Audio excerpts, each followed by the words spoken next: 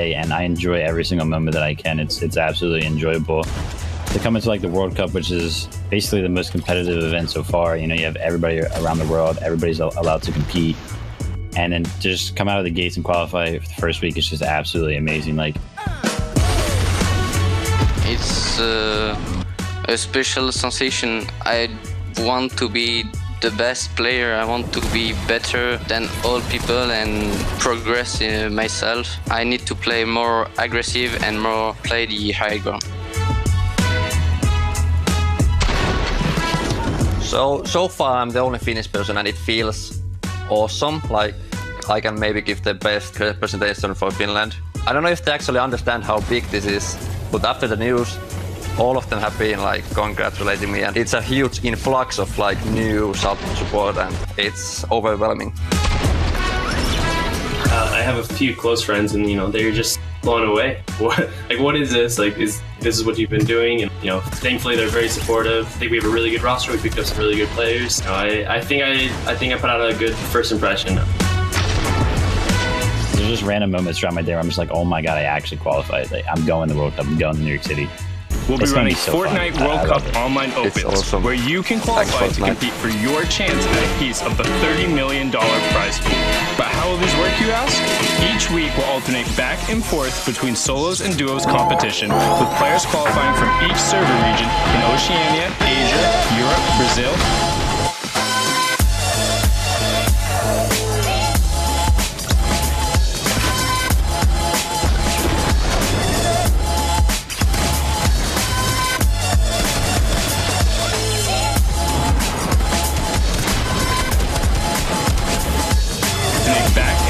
between solos and duos competition, with players qualifying.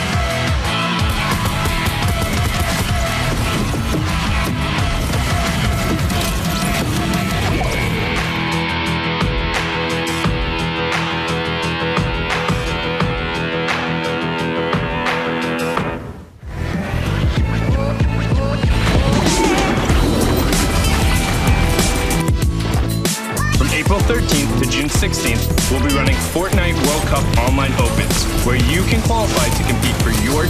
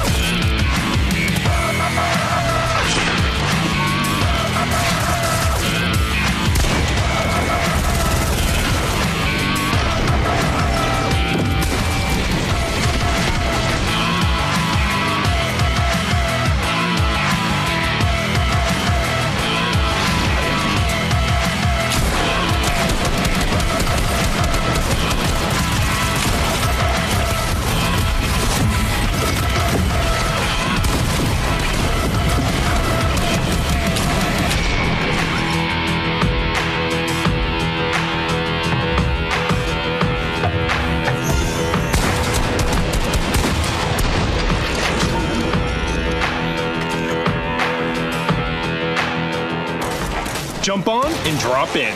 It's time to kick off the Fortnite World Cup competition. From April 13th to June 16th, we'll be running Fortnite World Cup Online Opens, where you can qualify to compete for your chance at a piece of the $30 million prize pool.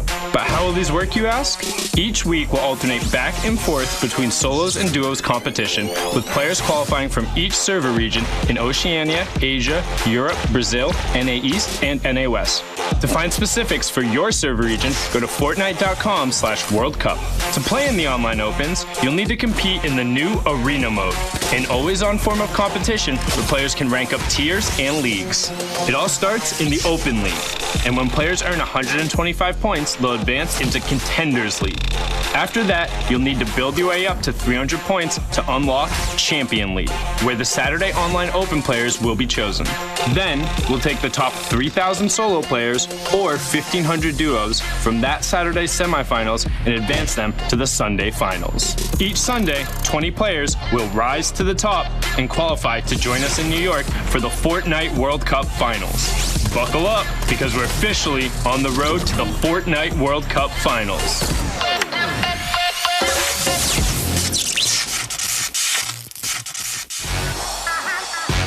In just a few months, we'll see the greatest Fortnite players in the world go head-to-head to determine who will take the title of World Cup champion and become part of the global phenomenon that is Fortnite. Hundreds of players will compete on stage in New York City for their chance at ultimate battle royale glory and their piece of $30 million. But let's look back at how we got here. The competition was hot at our first major live event at PAX West, where we held the Summer Skirmish finale. This open format pitted over 900 players against each other, and Morgassi was able to rise out of the masses and take home nearly $250,000. A life-changing amount of money. Fall Skirmish came next, where 500 players competed not only in Battle Royale competitions, but build-offs, challenges, bake-offs, and cosplay competitions to win prizes and value club points. This all came to an insane conclusion at TwitchCon, where Tfue and Cloaksy were able to fend off the competition and win 900 players against each other, and Morgassi was able to rise out of the masses and take home nearly $250,000. A life-changing amount of money. Fall Skirmish came next, where finishing off the year, we dove into the Winter Royale when the first ever open online qualifier was hosted, featuring the top 200 players from North America and Europe. In the end, all came to an insane dominated the European qualifier, semifinals, and finals to come competition, and with 900 players against each other, feasted his way through the rounds, outperformed the Infinity Blade, and take home nearly $250,000. 2019 kicked off with a secret skirmish, where Ghost Saf came rising up, finishing up the top spot in duos into the Winter Royale competition, first ever with an unbelievable performance from Ghost Bizzle, who took it all with the most clutch Fortnite finish in competitive history. Around, shot comes in, a limb for Bizzle, turns on the player above. That's it, he dingled the Bizzle with the victory. Your last match. Thank you, Rachel. But this unbelievable action isn't limited to offline events. We've watched competitors get themselves ready for the Fortnite World Cup through their participation in the online tournaments. Fully open qualifiers for all players 13 and up has definitely shaken up the standard. Starting with the Scallywag Cup, familiar players like Saf and Zayt are continuously flaunting their skills, and we also saw new faces like WBG's Rux and Pika. But the veterans and big names aren't backing down, with players new and old challenging each other non-stop for the top spot. Beehive was a prime example of this in the European Blackheart Cup, continuing his absurdly consistent streak of dominating open competitions, while the Argentinian Dzeko was able to show off his elimination skills in a dominant Brazil region victory.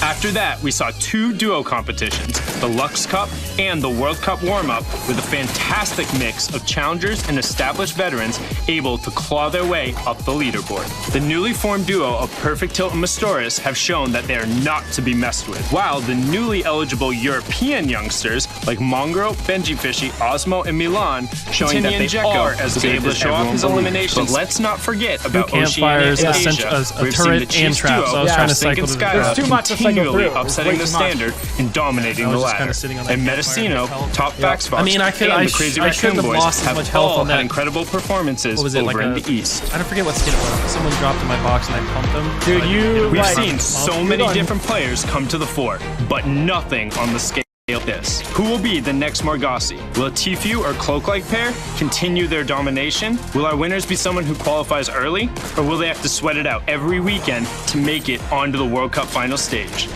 We could not be more excited to see the story unfold and to watch these players ascend to greatness. And who knows, one of them could be you.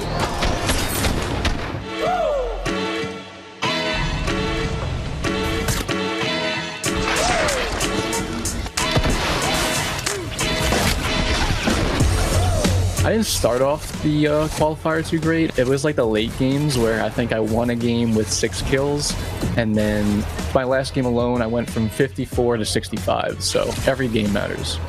I'm just glad that I qualified the first week of solos, and I guess my practice paid off.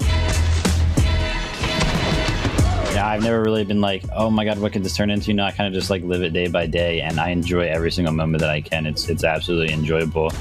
To come into like the World Cup, which is basically the most competitive event so far, you know, you have everybody around the world, everybody's allowed to compete, and then to just come out of the gates and qualify the first week is just absolutely amazing. Like, It's a special sensation. I want to be the best player. I want to be better than all people and progress in myself. I need to play more aggressive and more play the high ground. So far I'm the only Finnish person and it feels awesome. Like I can maybe give the best representation for Finland. I don't know if they actually understand how big this is, but after the news, all of them have been like congratulating me, and it's a huge influx of like new support, and it's overwhelming. I have a few close friends, and you know they're just blown away. What is this? Like, this is what you've been doing? And you know, thankfully they're very supportive. I think we have a really good roster. We picked up some really good players. You know, I think I put out a good first impression.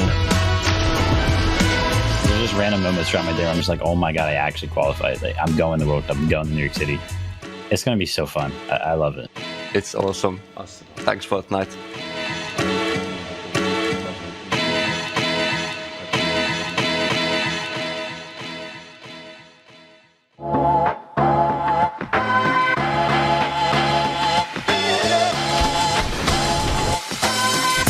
How's it going, guys? It's FTL Fear the Legend, and I just found out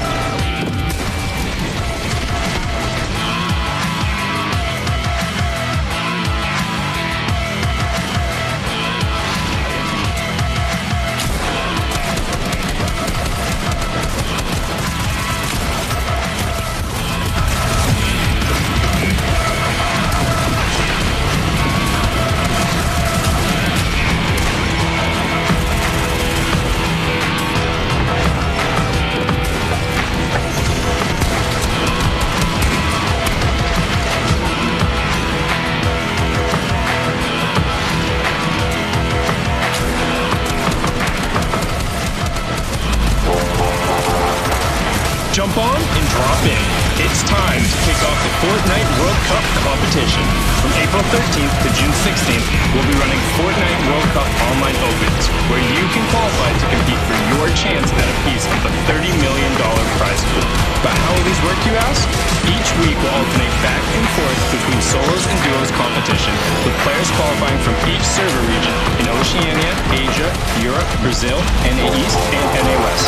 To find specifics for your server region, it's Fortnite.com/Fortnite World Cup to play in the online opens. April 30th, compete in the new arena running Fortnite World Cup online competitions for players who rank up tiers and leagues. Your chance it all starts in the $30 million prize pool. $125 points to advance each week will alternate back and forth. After that, solos and duos competition, with players qualifying from each server region in Oceania, Online Open players will be chosen. And we'll take the top 3,000 solos for your server. It's Fortnite.com/Saturday semifinals and advance them to the Sunday finals.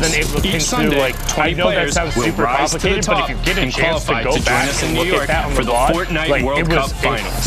Buckle up, and we're officially on the road to the Fortnite World Cup Finals. What to do, like shout out. That's what it takes to make it to New York City. Doing stuff like that. Like, I wish my hands worked that well and that effectively. In just a few months, we'll see the greatest Fortnite players in the world go head-to-head to determine who will take the title of the World Cup champion and become part of the global phenomenon that is Fortnite.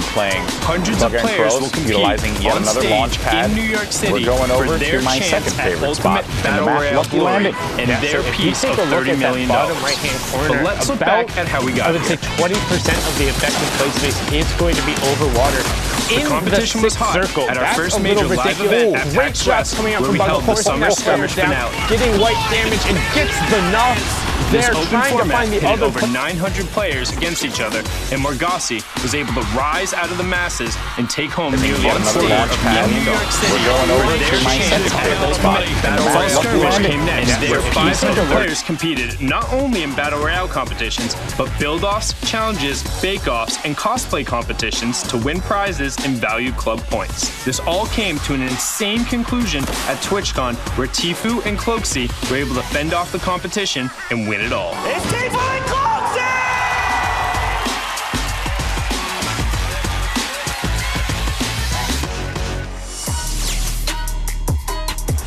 Finishing off the year, we dove into the Winter Royale when the first ever open online qualifier was hosted, featuring the top 200 players from North America and Europe. In the end, the stream Skype dominated the European qualifier, semifinal, and final to come out on top. And on NA, Nolan beasted his way through the rounds, outperformed the Infinity Blade, and took home the crown.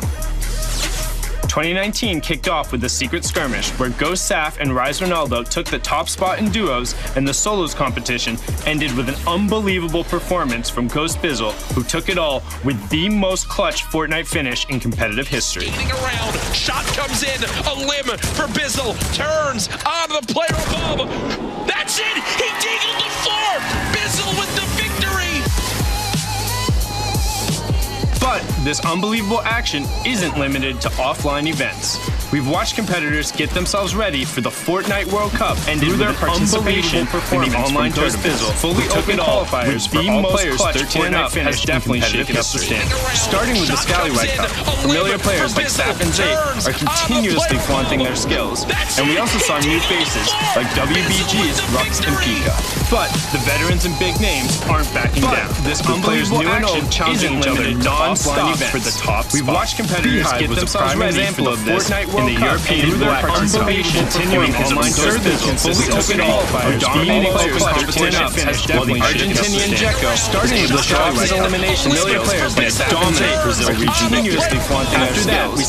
And we also saw new faces like WBG and the World Cup warm-up, but the veterans and big names, challengers, and established veterans new and old challenging each other non-stop for the top. The newly formed duo with the Torres have shown that they are not through their participation continuing online dominating Argentina started with driver's elimination.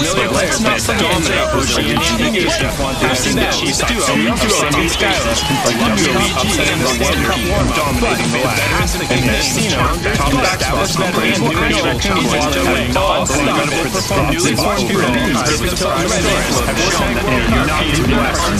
We've seen so many different players come to this point, dominating matches and stable and large, and showing that they are regarded with driver's elimination. Let's not forget our winners besides the Chiefs duo upsetting Skylar, upsetting the World Cup warm, and we cannot be more excited to see the story unfold and to watch these players sacrifice their lives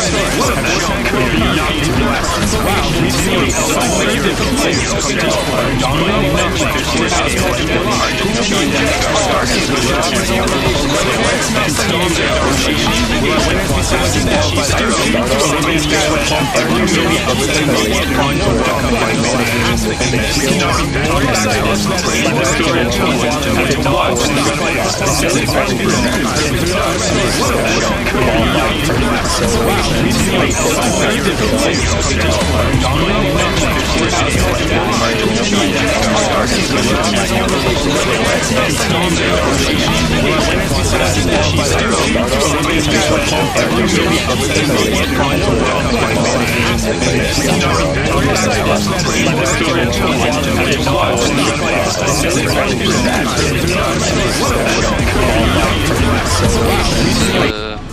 a special sensation. I want to be the best player. I want to be better than all people and progress in myself. I need to play more aggressive and more play the high ground. So far I'm the only Finnish person and it feels awesome. Like I can maybe give the best representation for Finland. I don't know if they actually understand how big this is, but after the news, all of them have been like congratulating me, and it's a huge influx of like new support, and it's overwhelming. I have a few close friends, and they're just blown away. What is this? Like, this is what you've been doing, and thankfully they're very supportive. I think we have a really good roster. We picked up some really good players. I think I put out a good first impression. There's just random moments throughout my day where I'm just like, oh my god, I actually qualified. Like, I'm going to the World Cup. I'm going to New York City. It's gonna be so fun. I love it. It's awesome.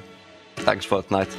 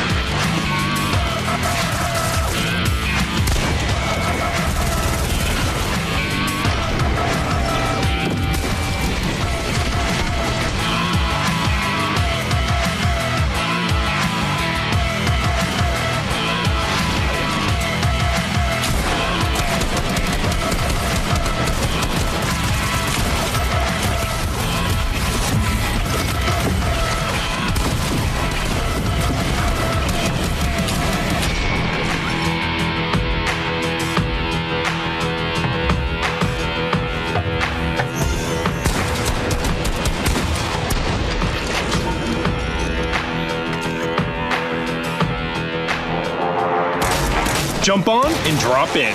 It's time to kick off the Fortnite World Cup competition. From April 13th to June 16th, we'll be running Fortnite World Cup Online Opens, where you can qualify to compete for your chance at a piece of the $30 million prize pool. But how will these work, you ask? Each week we'll alternate back and forth between solos and duos competition, with players qualifying from each server region in Oceania, Asia, Europe, Brazil, NA East, and NA West. To find specifics for your server region, go to Fortnite.com/World Cup. To play in the online opens, you'll need to compete in the new Arena mode, an always-on form of competition where players can rank up tiers and leagues. It all starts in the Open League, and when players earn 125 points, they'll advance into Contenders League. After that, you'll need to build your way up to 300 points to unlock Champion League, where the Saturday online open players will be chosen. Then, we'll take the top 3,000 solo players or 1,500 duos from that Saturday's semifinals and advance them to the Sunday finals. Each Sunday, 20 players will rise to the top and qualify to join us in New York for the Fortnite World Cup Finals. Buckle up, because we're officially on the road to the Fortnite World Cup Finals.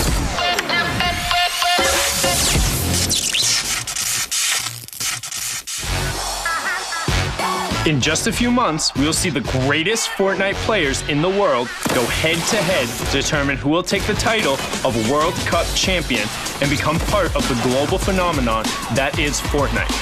Hundreds of players will compete on stage in New York City for their chance at ultimate battle royale glory and their piece of $30 million. But let's look back at how we got here.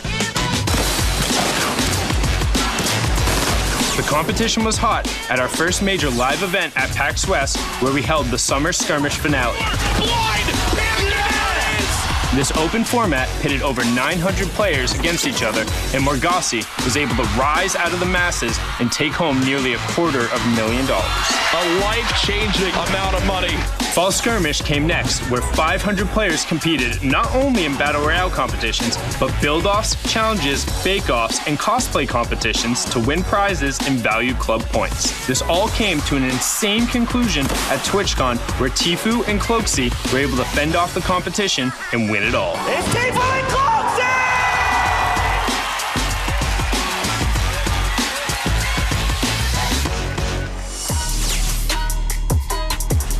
Finishing off the year, we dove into the Winter Royale when the first ever open online qualifier was hosted, featuring the top 200 players from North America and Europe.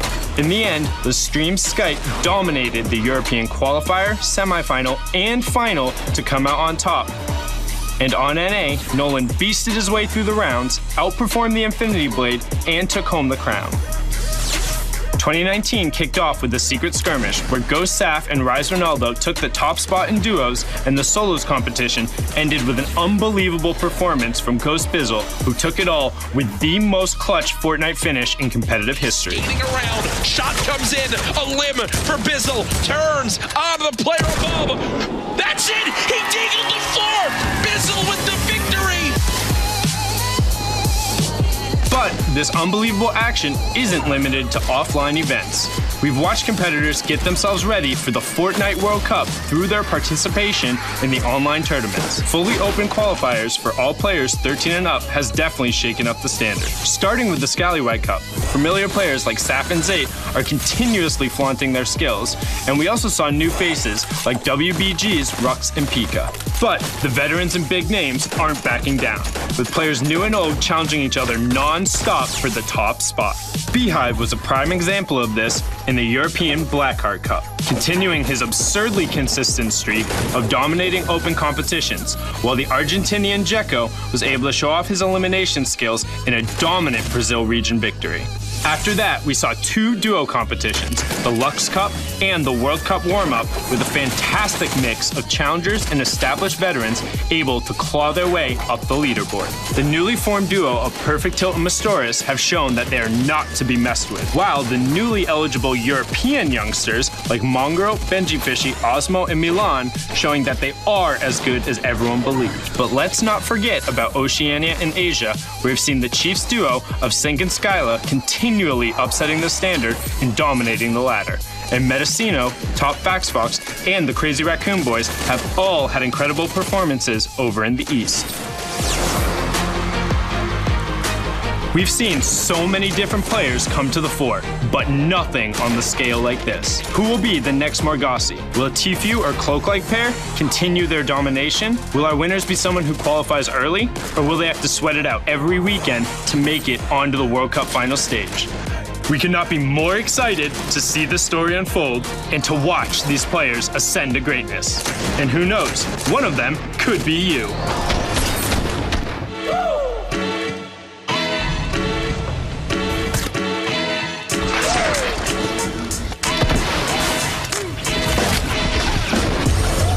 I didn't start off the qualifier too great. It was like the late games where I think I won a game with 6 kills, and then my last game alone I went from 54 to 65, so every game matters.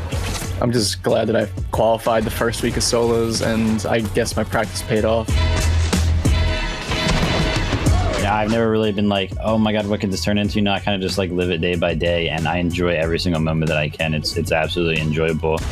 To come into like the World Cup, which is basically the most competitive event so far, you know, you have everybody around the world, everybody's allowed to compete, and then to just come out of the gates and qualify for the first week is just absolutely amazing. Like,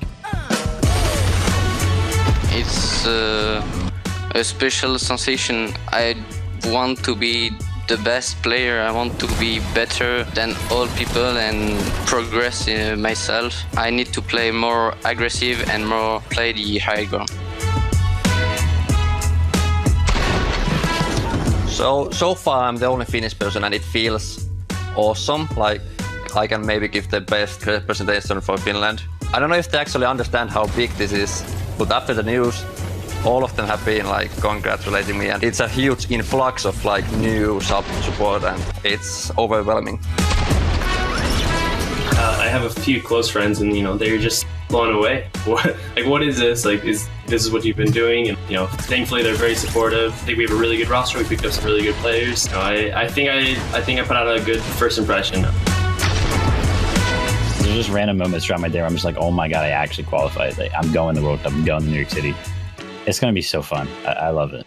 It's awesome. Thanks, Fortnite.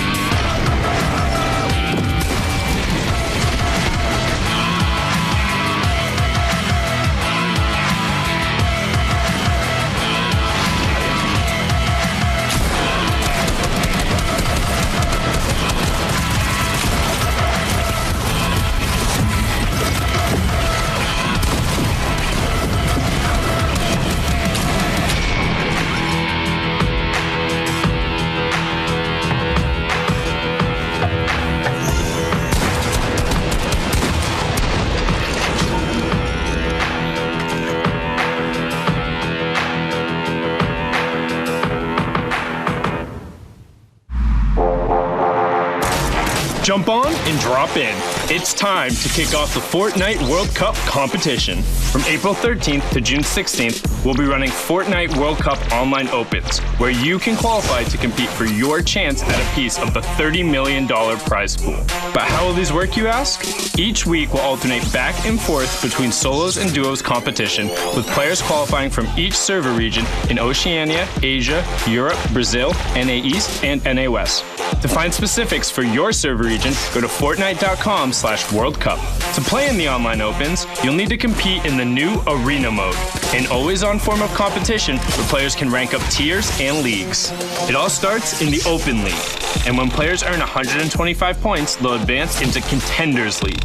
After that, you'll need to build your way up to 300 points to unlock Champion League, where the Saturday online open players will be chosen. Then, we'll take the top 3,000 solo players or 1,500 duos from that Saturday's semifinals and advance them to the Sunday finals. Each Sunday, 20 players will rise to the top and qualify to join us in New York for the Fortnite World Cup Finals. Buckle up, because we're officially on the road to the Fortnite World Cup Finals.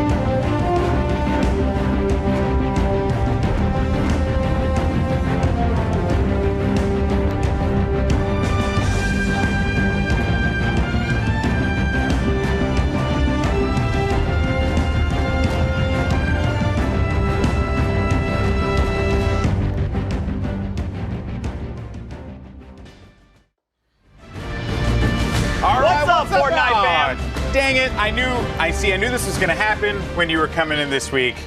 We got to settle this, man. How are we going to do this? I feel like the only way is probably Roche and Bub. All right, rock, paper, scissors. I'm with it. All right, here we go. Right. Rock, paper, scissors, shoot.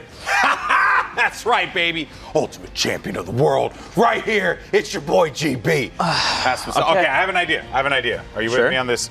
What if, in the spirit of today's competition, we duo up the intro? Bet. You like that? High five. Right. Yes. That was a good high five as well. I love my ideas. Welcome, everybody, to the Fortnite World Cup week numero dos as we get ready for some duos action. I'm Golden Boy. I'm Zeke. And we have a great crew joining us here today. We got your man Sundown over there right by the giant LED wall. You got Dr. Lupo and Courage, bro. You're massive, man. You're so tall. What's happening?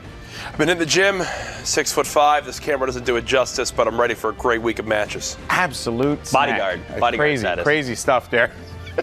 It's just also just the way he's standing. Oh, look, he got. Oh, okay, he sent him back. Never mind. That's unfortunate. Okay. So we lost Lupo, and Jack is he's holding it down in the back there. Okay, so welcome everybody. We're really excited for you to be joining us here today, and let's actually talk about what we're going to be checking out. So some of the matches have already taken place in Oceania and Asia.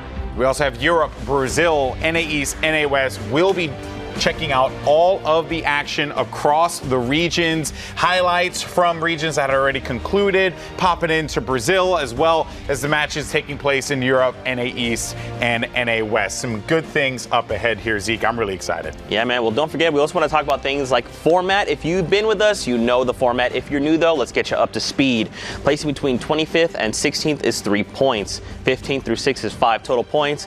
5th through 2nd is 7 total points. And finally, that Victory Royale is worth a gigantic 10 points. And don't forget, guys, each elim is 1 point on the board. So Slayers are going to slay you out. Placers are going to place. Wow, you just took my joke. You took my joke, Zeke, and I don't appreciate that. Oh, I did. Slayer's going to slay. All right, so here is the week 2 prize pool. $1 million. So players are going to be competing for their share of that massive prize pool. It'll be all cut up around the variety of regions, but what's most important is going in to the Fortnite World Cup, qualifying for the Fortnite World Cup final in New York City. And the spots up for grabs for week 2 in duos. You got 1 spot in Oceania, 1 spot in Asia, Brazil, as well as NA West. Europe will take 4 spots, and NA East will have 3 spots. That's a 4-spot total for North America. And just remember, this is duos, so 2 players are going to be going to the Fortnite World Cup in New York City. Yes, this is going to be awesome. Now, it's going to guide us through what we just saw earlier on, because I know we have the results already for Oceania and Asia. We got Sundown standing by. He's literally standing right there. He's going to give us that rundown. Good old Sundown. Oh, I hate you. Thank you so much, Zeke and Golden Boy. Yes, so we are based in North America. That means we're working in Eastern and Pacific time. So Oceania has already wrapped up. We're going to take a look at the top 10. So as Zeke and Golden Boy covered, only 1 spot will be up for grabs. So you see Serpent and Hype, 2 Victory Royales, 66 eliminations for 107 points. 7 points clear of Vince and Westy in that 2nd place spot, but also Gubaz and our solo qualifier from last week, Slaya, in 3rd place. We did see them as well during the Lux Cup, taking that one home, and then Volks in 4th place as well. So any of those top 4 will be able to challenge out, but we're going to take a look at some of the gameplay coming out from Hype and Serpent. This was from one of their Victory Royales, and you see not only are they trying to keep the pressure the entire time, but their positioning is on point. Their rifle fire is always coming in together, making sure they chain those eliminations through for an incredibly high-scoring match coming out from them there. So wouldn't be surprised to see them challenging for the top spot, but also any of those teams in the top 4, particularly keep an eye on Slaya and Gubaz. They've done incredibly well and have shown they can perform in the clutch. Speaking of performing in the clutch, we're going to take a look at Asia, which already wrapped up. And in that top spot is a name you should be familiar with by now. Top Fax Fox and his partner Banny. 3 Victory Royales, 66 eliminations as well for 104 points and 8 points clear of kind of that kerfuffle that is that 2 through 5th spot. I mean, all those teams separated by a singular point coming out right there. You have Envy and Peter Pan for meta, 3 Crazy Raccoons players in there as well. But I mean, we've seen so much out of FaxFox, and his partner Banny really enables him to keep doing that well. Already sitting on 10 elims here. Banny unfortunately has been knocked out, but FaxFox is going to go to work on the high ground and showing just an incredible amount of skill. I mean, watching that drop down there and hitting the 180 and then going through and just challenging on this player, not being able to utilize the RPG and pick it up, but not quite needing it, taking away a huge 14 elimination victory royale there. That was 24 points coming out. Definitely going to be one of my favorites to keep an eye on, and could potentially be the first player to qualify for both the solos and duos portion. I was going to say, right, it would be our first player to do so. I wouldn't be shocked if some more players in Europe and NA East do the same thing, but boy, this is going to be very, very interesting. Now, let's see who are going to be the players to look out for. And just remember that this is the qualifier. So tomorrow, we will find out who will be going to New York City for the Fortnite World Cup final. Today, it's all about just getting past the initial gauntlet and grinding your way out to those big ticket games tomorrow. Got some names here: Serpent and Hype, as we talked about before, FaxFox and Benny, lots of folks from the OCE and Asia region, and we'll continue to fill this out as the broadcast goes on, because we have more and more talent across the world that are going to be participating in the Fortnite World Cup, Zeke. That's right, GB, but let's be honest, man. We know what you guys want to watch, and that's games. So this duo will walk off stage now and pass it over to another iconic duo, Dr. Lupo and Courage JD. Bam. Gentlemen. Wow, thank you very much, gentlemen, for the kind words. Fantastic little intro. Great to see you both, handsome as ever. Thank God they're gone. Now we can finally have our fun. Myself, Dr. Lupo, here for a fantastic week 2. You kidding me, bro? Sorry, I didn't mean that. Please step back. Yes, GB will actually. I think he would dominate. Just saying. Yeah, no offense, Jack. He would. Even at 6'5", I think GB has you. Thank you very much. You're 7'3". We're back though. Week 2 of the online qualifiers here for the Fortnite World Cup. We're starting with the European region, and guess what? Games are ready. I know we want to catch you right up to speed, so let's go to it. Right on over to the action. Ben, for you, looking at this, I know you reacted to last week's games. Obviously, some small little game updates have come on through. I think the big thing people will be looking out for this week, Loot Lake, and what changes made there, how it will affect the matches today. Right now, Loot Lake has, I believe, 31 total chest spawns, which I'm going to be honest with you, is absolutely ridiculous. So I would not. It's kind of a high risk, high reward area because there's not a whole lot of just default terrain there. It's pretty bland. Yeah. So if you land and you're going for loot there, it's going to pay off big. But I don't think that's a solid initial drop location. Now, right now, we have a little 2v2 set up here. Mangulika and Kama on your right side of your screen. 33 players left. 19 total duos remaining. And 2 launch pads in the inventory right now. So at least rotation items for this duo are relatively solid for late game. And it's getting to the point, 24 seconds left before the circle moves, Jack? Yeah, a fantastic loadout. You see already with that legendary assault rifle, the legendary pump shotgun, and all right, I guess that's how you use the minigun here, popping the minis after getting tagged by that quick hunting rifle shot. I believe that was over from Yvlon and crew, but yeah, already kicking off the action. Remember, the way we'll cover these games, if you're first time tuning into one of these broadcasts, we'll hop on into these games basically right when things will begin to get a little bit nutty with the moving zones, I think is the best way to put it. As you guys know, start of these games, a lot of farming up materials, trying to loot as much as possible. Here's where a lot of the action begins to kick off, and what a heads-up play from Mangulika there, Ben. Recognizing that the player that just got up is obviously not going to have enough time to heal, you hop back in, and remember, we play in competitive with the 50 health per elimination. There, only 8 HP, you gain 50 more health, now up to 58. The very edge of the zone almost claimed him at that point, 8 HP before he moved in, but like you said, 50 HP from Siphon, a potential chance to pick up some extra mats.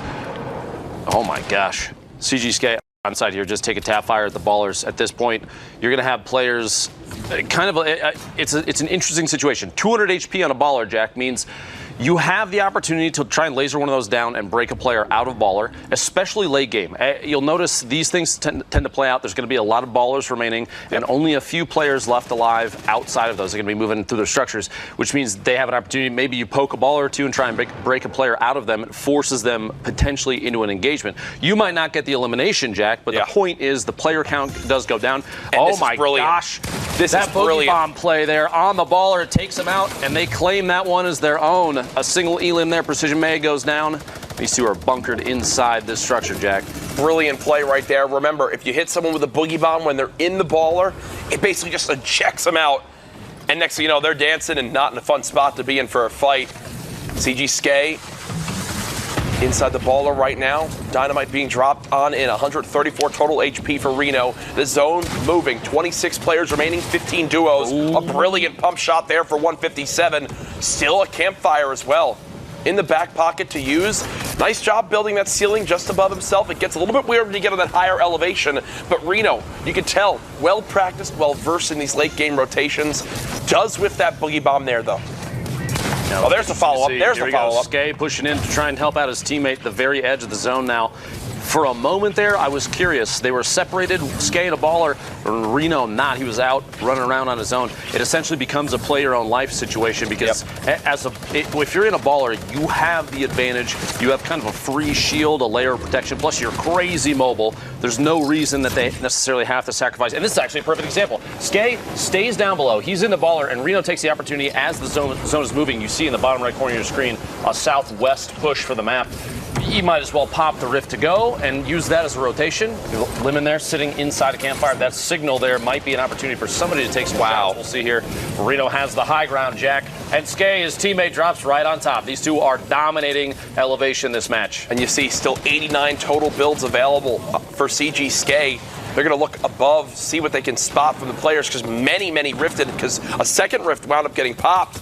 Still 88 builds remaining, already 10 eliminations so far. These two players in a brilliant spot to secure this victory royale. Another one comes on in. Now 11 eliminations, only 18 players in total as the number continues to dwindle. The 7th zone about to close, and again, they're going to have to move completely out of the current zone yet again with these late game moving zones. 14 players now remaining, and you know what? They just can keep the high ground for the rest of this game. With this many builds left, they're just going to blanket the sky with these cone and floor combos. They're actually not held up by too much, but at this point, they don't want to stay up too high. They will have to watch out for the rift, though. Like you were saying, there's a potential chance the zone might rotate back that direction, which may leave this branch they built kind of exposed. It is metal. Pretty well supported, and I think in a situation where it starts to get shot down, they could waterfall their way down the wall ramp to catch themselves, to not take any fall damage. It's easy to drop down, and they're looking for any shot they can. They still have the high ground here. Skay does jump on in, a little bit of fall damage. Reno catches himself on the way down, and we're looking for a push here. 12 eliminations between the duo. You see in the bottom right corner, Skay does have a player on the outside. He's trying to catch him off guard. The rotation in from behind and ramps. Try and get the high ground and quick check up, see if there's anybody above him. 14 limbs now as Reno finishes his elimination on Shatsu. Sizzy on top and Luca now in this fight. Only 6 players in total, and there Skay with another one. Now 15 eliminations. This squad, Ben, has wiped nearly a fifth of the lobby by themselves. Another one comes on in. Now just 4 players remaining. It's a 2v1v1. 2v1.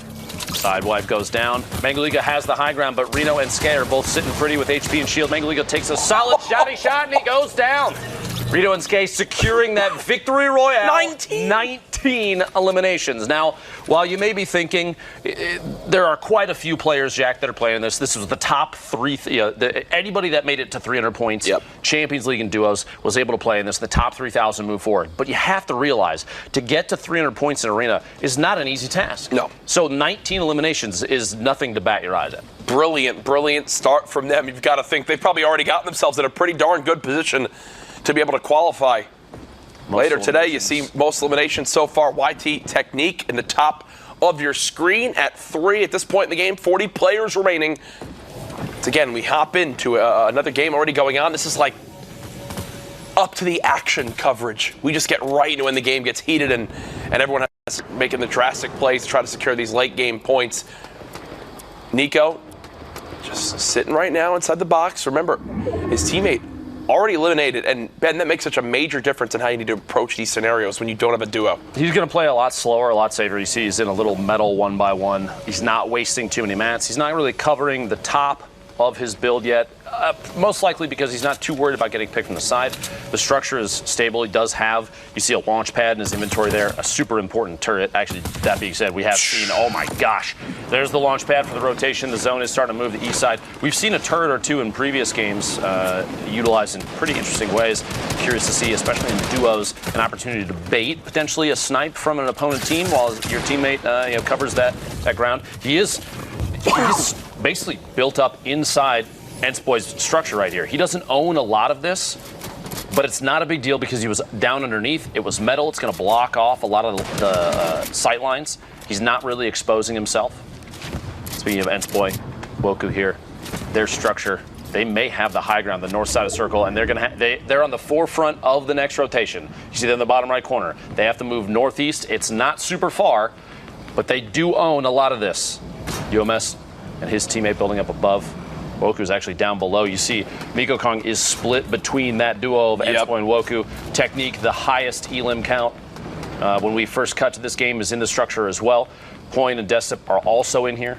And Ensboy, remember, no shield left, so that 134 HP that he's currently sitting on, it's all he's got unless he can wind up catching some of these elims. There's the inventory in the bottom of your screen. Also, not a lot of ammo, Ben.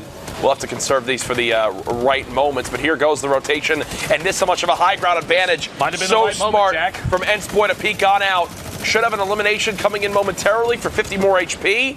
There it is, and he's going for the high ground. My gosh! Quickly takes the high ground with that beautiful use of the impulse grenade, and just like that, from 134 health, does peak at 200 for the moment. But look, he's got to drop one down. Oh no! A panic play right there from Ensboy. As he began to fall, the launch pad gets placed. I don't think he thought he was going to reach it. Oh, to catch himself. Devastating, and actually cause himself to take the fall damage there. You hate to see it. Technique on the outside. The knock on Decip, his teammate, is around here somewhere. He's going to have to push inside, avoid the stink. Just a 1 or 2 ticks could make the difference. He's down to 60 total HP, 70 builds. He has the elimination. I was going to say, 2 full shields. With this zone that just popped up, he was far enough in it where he could pop these big shields. Unfortunately for him, I think everyone just started shooting. Well, will this rocket get him anything? Does clean up 1 elimination, and a second knock is as well, I believe, right there. Yes, it is. Technique beginning to pop up. Now it's 6 elims. When we first joined the game, he was at 3. Now it's 7 eliminations, still with 45 builds remaining, 8 eliminations. The other player he had knocked, that was Motto, does go down to the zone. And look who's just above him. One of the players, Pickle, very, very weak. This could work out for Technique. Has he reloaded this rocket launcher? That's a big question for me. We know how lethal an RPG can be this late in the game. We'll have to see here. 79 HP left. He's burning through all his materials. 1 rocket. He's on the bottom side and can sneak his way in. Can he catch the fish off guard? And he does. The shotty shot, the follow through. Wow. And Technique goes down. Zefish picking up a double there. Visuals and Technique. You see the feed in the bottom left. Still rolling through. 6 players left. 5 players left. But 4 duos. A lot of solos remaining here. Trins from I'm Pickle. Horrify. Ways. You have 4 players left. 3 duos. Yeah.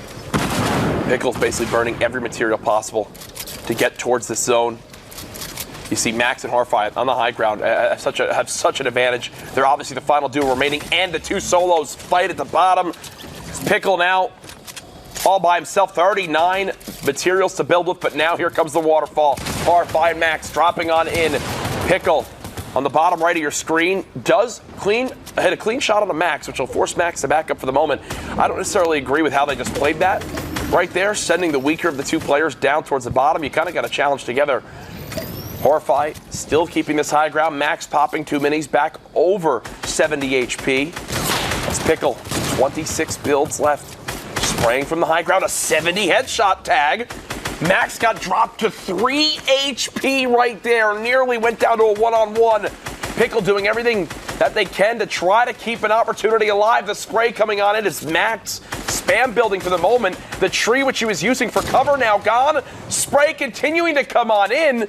And again, they're so high up where you got to be worried about this one, and R.I.P recognizes it. He's beginning to kind of build himself down for the moment. We looked at Pickle earlier, didn't have many mats left. He is farming up the stone hut that he has now reached. R.I.P drops on down.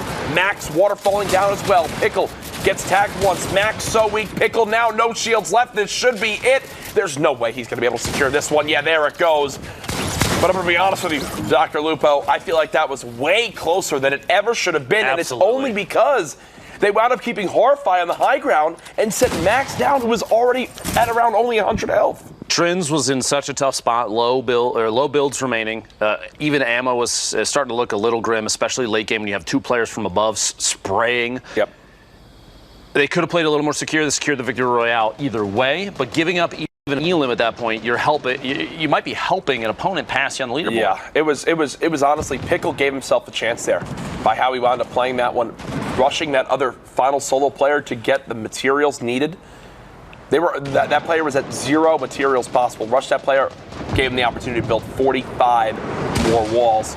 Hopping into our third end game here that we've seen in this sequence.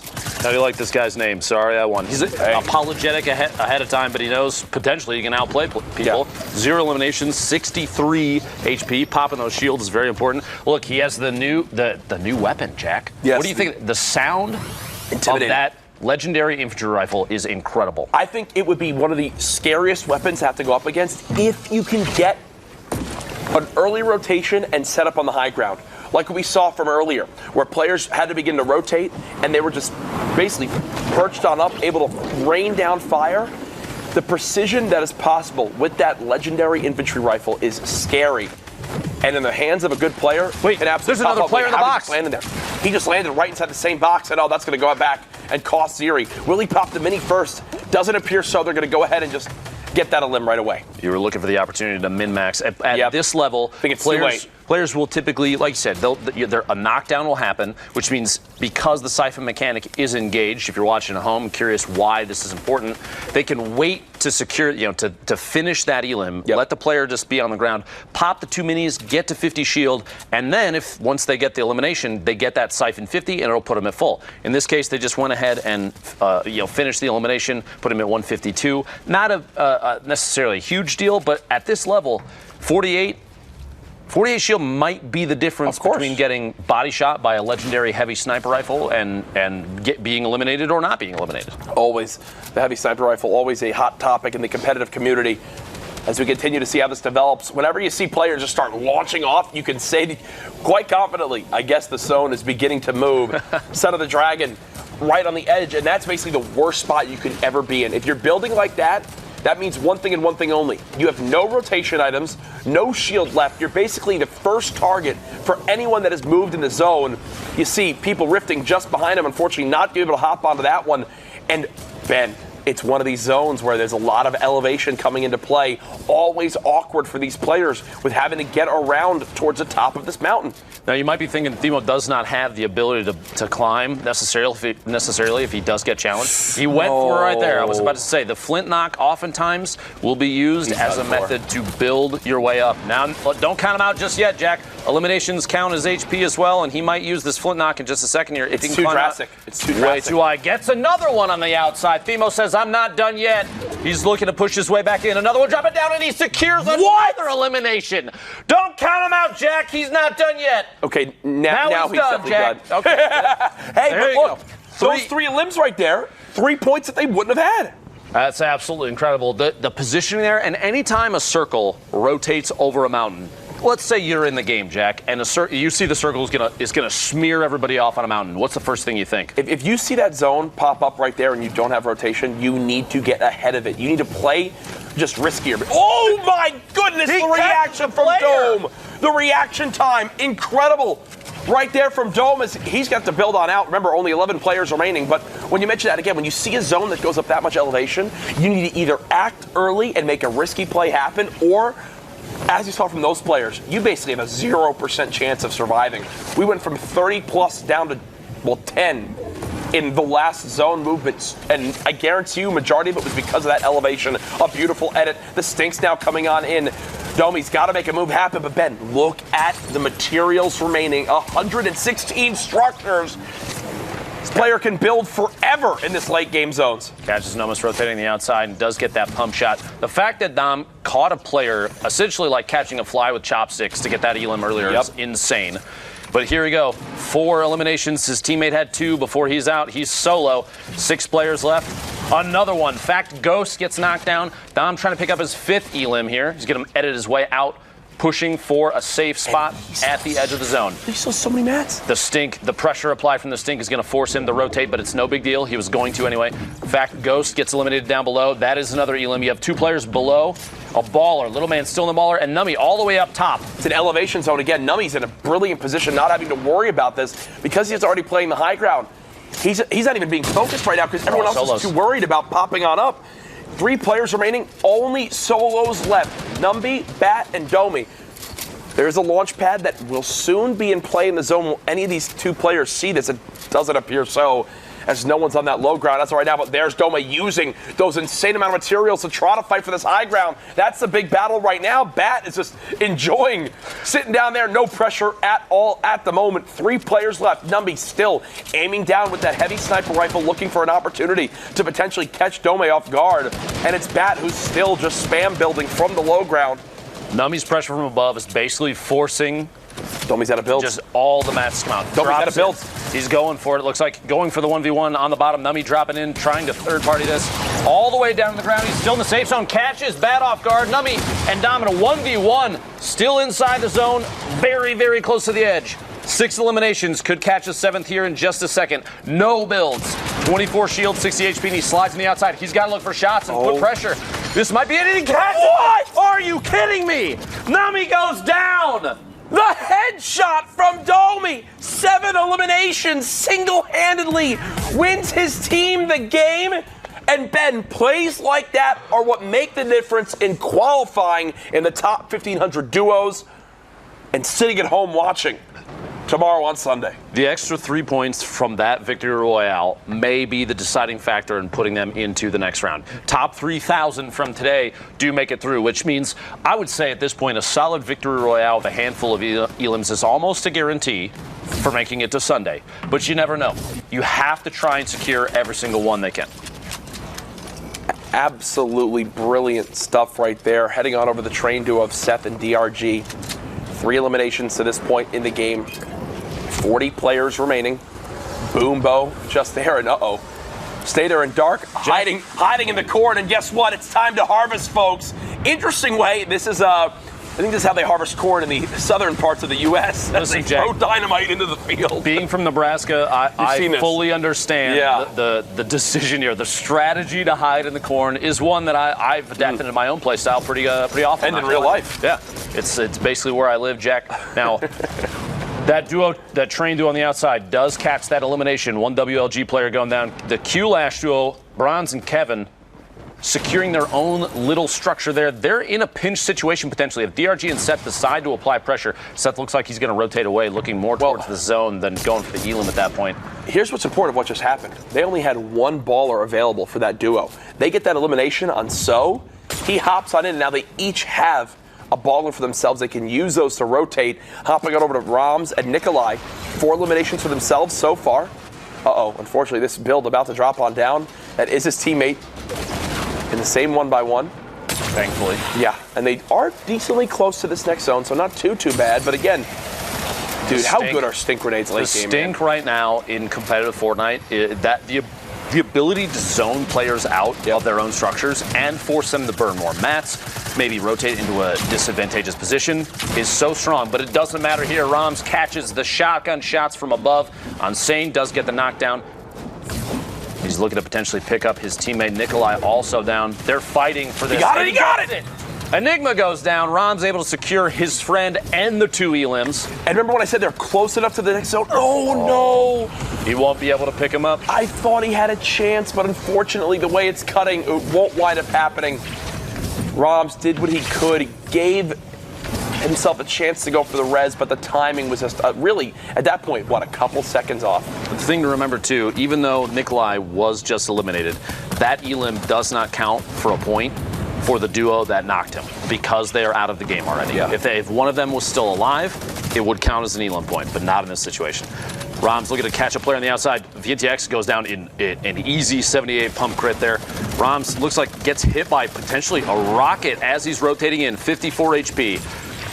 2 stinks, the med kit potentially coming in clutch here in 1 second. We'll have to see if Roms needs to push in further, and he does. Quadra, there's tons of players around him as he's rotating in, and he gets caught off guard. Looks like Hiko Sid does get the elim, or potentially Quadra. I missed who exactly got the shot there, but he gets caught on the movement.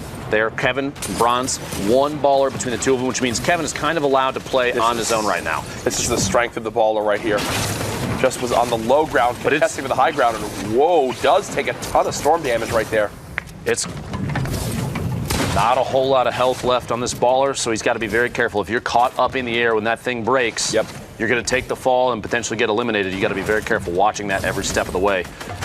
No eliminations for this duo just yet, but both are still alive. Kevin trying to use the baller to navigate his way on the outside. You don't necessarily want to engage unless you see an opportunity just like that. And Hiko Sid does go down. Kevin gets the knock. 43 HP. There we go.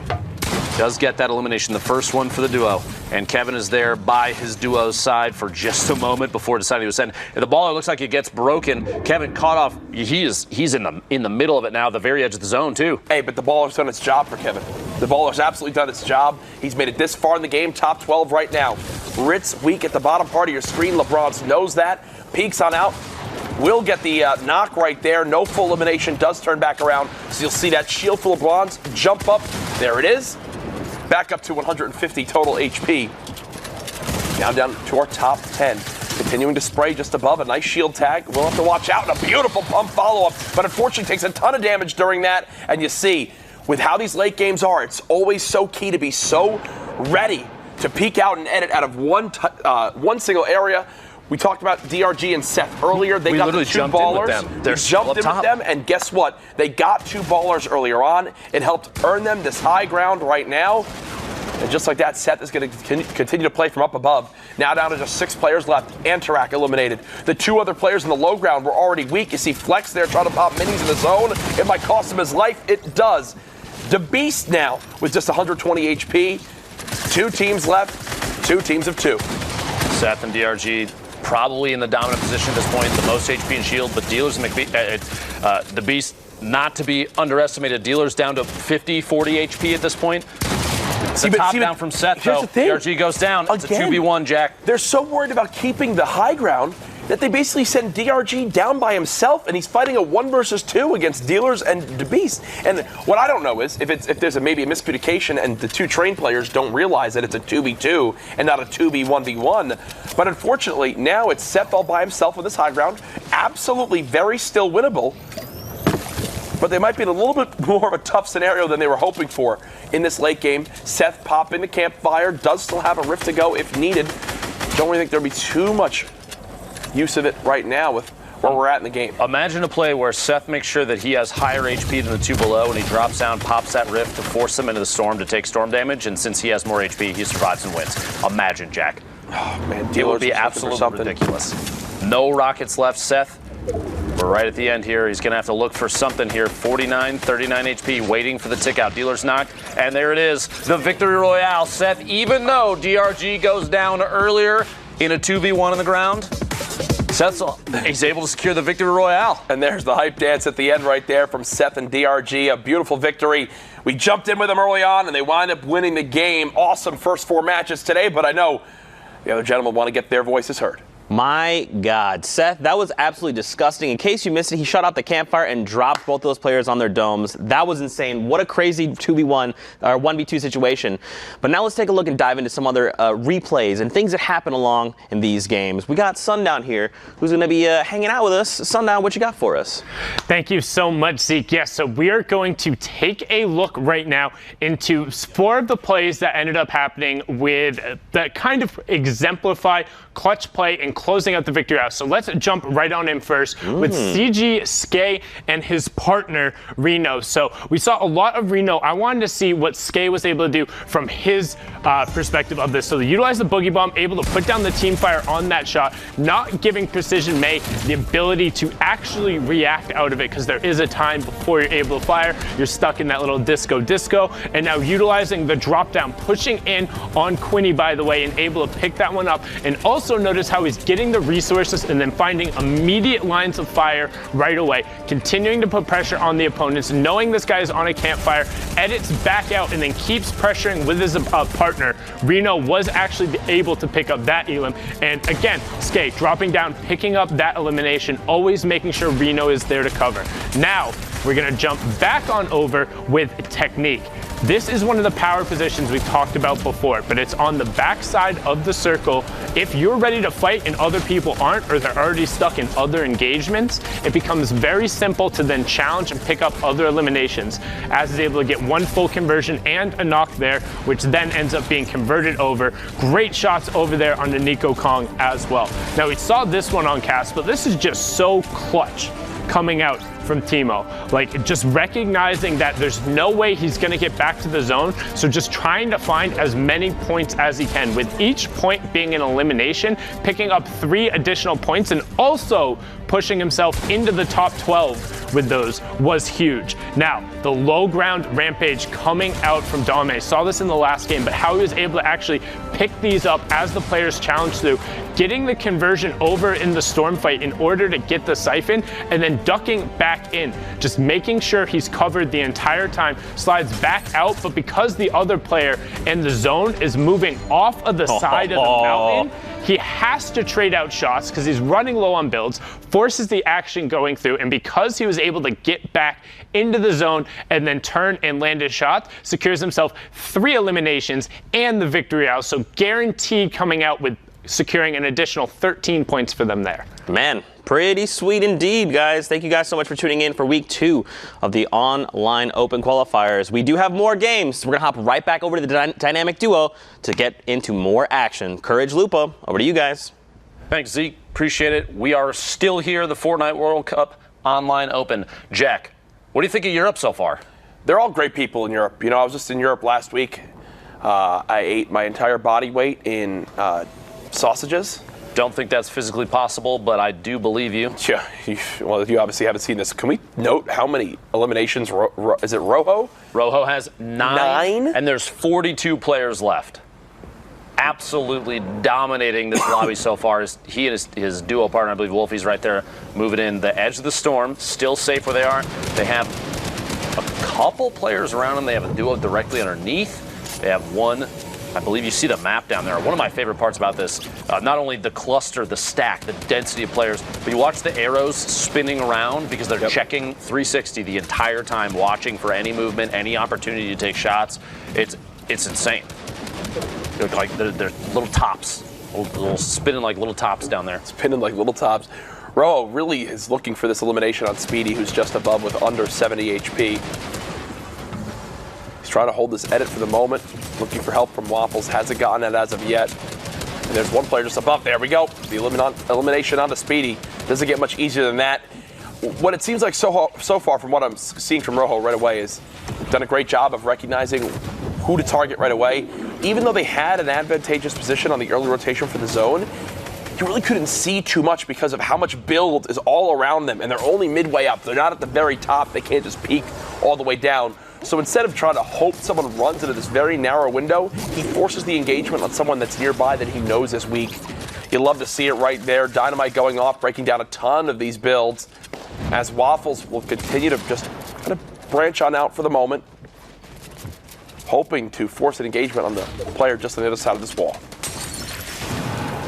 See there, we can see the outline of the duo underneath, but he's looking for any kind of movement in there. You can catch him through the little wood slides. He does indeed catch one through the wood slides. This very narrow window. He's going to continue to apply pressure. His teammate, you can see on the left side of your screen, Rojo does have the angle, and they're both just going to spray through any material that they can, trying to get every elimination that they can in there, and they do secure the knockdown. They're going to keep on spraying. Listen, whoever that is at the bottom is going to go through every single material they have, and that's the inevitable end. Honestly, at that point, the outline of the duo underneath. I would just burn all the mats I can. I think the question now is that I would ask is, do you drop down and try to grab off someone that runs into this very narrow just because of material usage, his teammate, you can see it on the left side. They're falling with the bullets right there. Dynamite going off, breaking spray through any material that they can. Trying to get every elimination that they get in there, and they do secure Spencer's little bush inside the ball. Wolfie's here. I mean, they probably had those when you were a kid, but Listen, Jack. I think now they just give out codes for the App Store. As now Waffles and Rojo down to just a lower amount of HP on Rojo, who's at 7 limbs at this point. The squad moving on in. Onan on the high ground does fall to the storm. Saw as well. Native Res. Zaytree getting sprayed at the moment. Isa on the low ground. Mag Venom up top. Waffles and Rojo have gotten some health back, so you've got to assume that they've had to have found another elimination somewhere in there, Ben. Still mixing it up the edge of the zone. Rojo catches another one off guard, rotating in. The knockdown and the elimination. There's 8 and 3, 11 for this duo. 22 players remaining. 45 seconds remaining on this circle rotation. They're the edge of the zone. They're going to have to start moving in real quick. You see the redeploy. He's going for the launch pad. Just barely the edge of the storm, but it's good enough. He's going to hug it in the air. And there he can't check what builds are going on above him, so he builds it basically 1 floor into the zone, knowing no one's building above me inside the zone right now. It gives him a clear path to be able to launch pad and actually use the full height. The question that we always have in these games, will the high ground duo be able to close out? They have the advantage, obviously.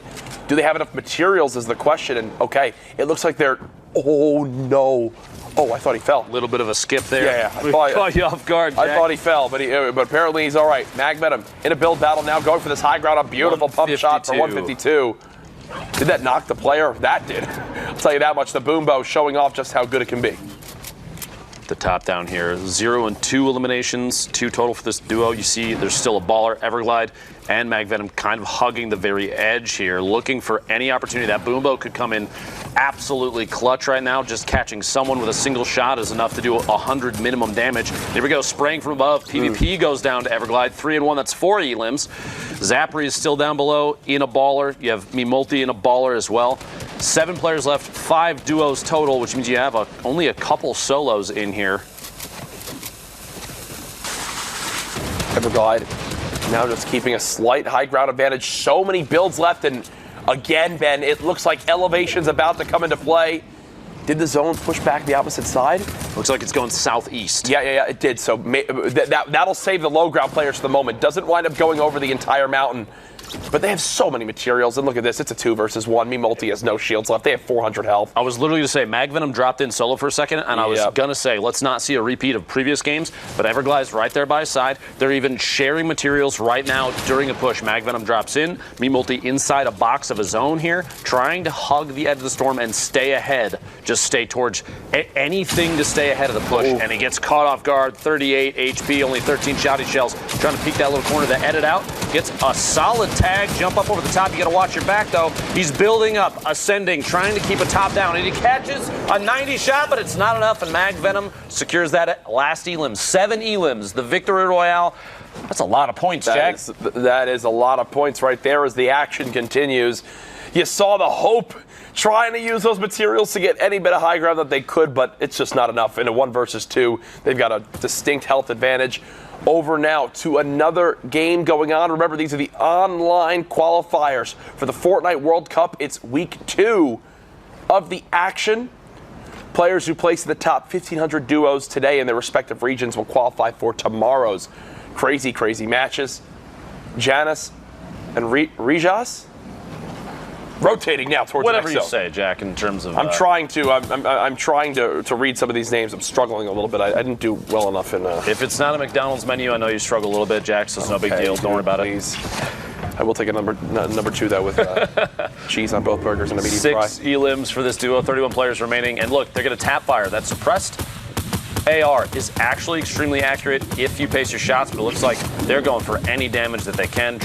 You have a player rotating in on a quad crasher through the air. You have, oh my gosh, goodness. Rapid goes down. Doesn't hit the follow-up shot. You have multiple teams in that mix, though. You saw 3 players minimum that were all pushing in to try and secure the other elim. What a snipe, though. Very good regardless of whether or not you get the other elim. There's a duo that we've seen many times in tons of previous events. Mongrel and Mitro in the zone right now, pushing through another player's structure. You see they're knocking out the walls and replacing. He's holding an edit, trying to peek his way through and see if he can see somebody mid-movement. Those quick edits will come into play here if they see someone below. The campfire. Anything to top off the HP, though. That dynamite jack is trying.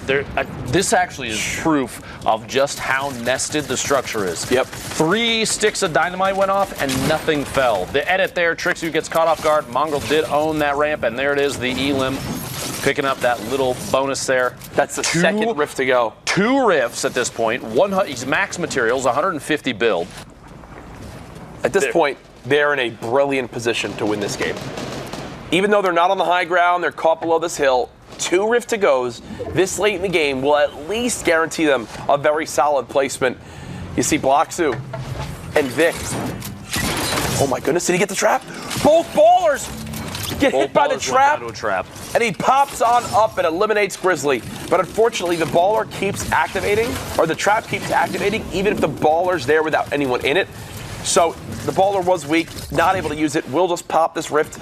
He had 2 anyway, so you might as well use one early. When you're by yourself, you just got to try to place as high as possible. Float his way in now. Just trying to maintain above everybody. At this point, because it's mid-rotation, a majority of the time, the players that have the highest ground, you see them up there at the top of the screen for just a moment, they're not necessarily looking up to take shots. They're trying to watch for players that are caught off guard, maybe low materials, and are trying to branch their way in or push off of other people's structures. Those shots are going to be probably the most important, and there's a pretty low chance that you're going to get challenged by someone flying in with a redeploy, a rift, a launch pad, anything like that. Yeah. You already have the high ground, which means they're going to waste time landing. You could potentially hit a pump shot on them. There's a low risk at that point. So watching for players mid-rotation, super important. And this duo still does have a baller. Ricky's going to try and move his way towards the front of the zone. It's a northwest move. You got 2 players moving in from the top there. It is Mongrel and Mitro now have the high ground, Jack. I mean, you underneath knew they would. They had the rifts to immediately be able to give themselves a chance for the high ground, and then with max materials, at least Mongrel did. You've got to think Mitro was probably up there as well, because the extra mats that were left behind from the elims that they got. 13 players remaining, 9 duos in total. Quick little cleanup from Jocko there on the crash. Does get tagged, but a 210 pump shot there to the dome. Jocko with 2 elims right there and has time to pop the slurp juice. Gets caught off guard, though. That little window edit. Oh, my gosh. The movement in, and he did get shot from behind the same player. It is Ricky picks up that elimination. The first one for their duo.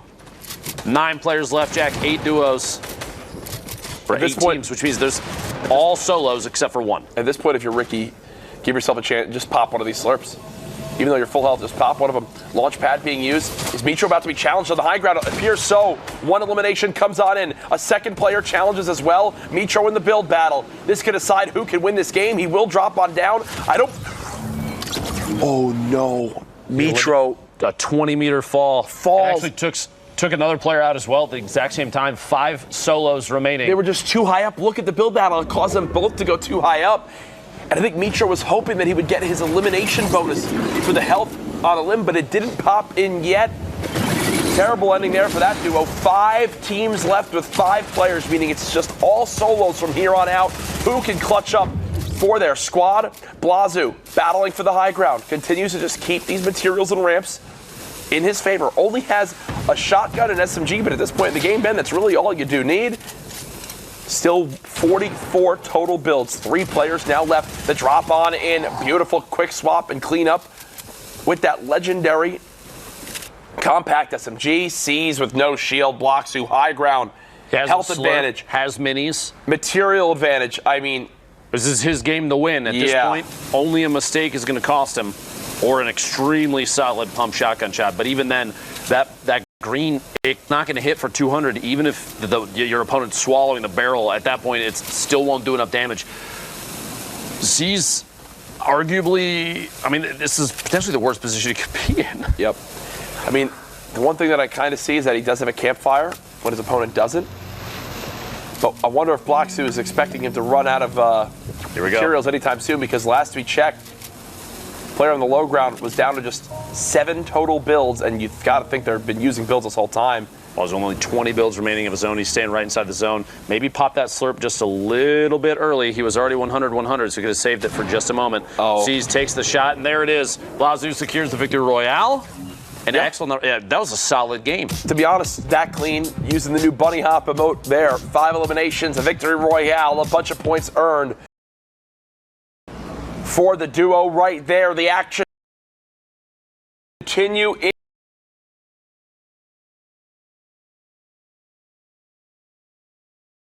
Right now, we've got to throw it over to our main man, Zeke. Yep. Hey. Oh.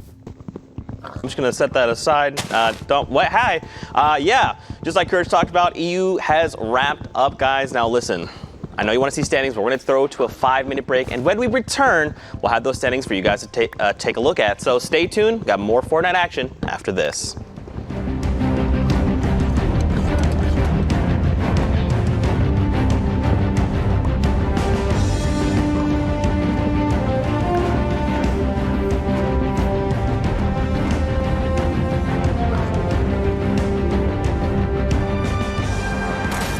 Jump on and drop in. It's time to kick off the Fortnite World Cup competition. From April 13th to June 16th, we'll be running Fortnite World Cup Online Opens, where you can qualify to compete for your chance at a piece of the $30 million prize pool. But how will these work, you ask? Each week we'll alternate back and forth between solos and duos competition, with players qualifying from each server region in Oceania, Asia, Europe, Brazil, NA East, and NA West. To find specifics for your server region, go to Fortnite.com/World Cup. To play in the online opens, you'll need to compete in the new Arena mode, an always-on form of competition where players can rank up tiers and leagues. It all starts in the Open League, and when players earn 125 points, they'll advance into Contenders League. After that, you'll need to build your way up to 300 points to unlock Champion League, where the Saturday Online Open players will be chosen.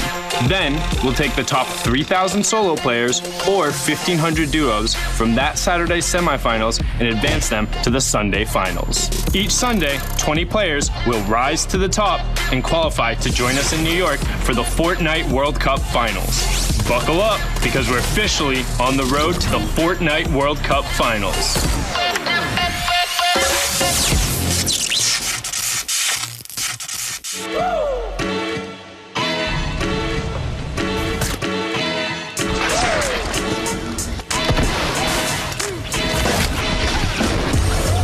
I didn't start off the qualifier too great. It was like the late games where I think I won a game with 6 kills, and then my last game alone I went from 54 to 65, so every game matters. I'm just glad that I qualified the first week of solos, and I guess my practice paid off. Yeah, I've never really been like, oh my god, what could this turn into? I kind of just like live it day by day, and I enjoy every single moment that I can. It's absolutely enjoyable.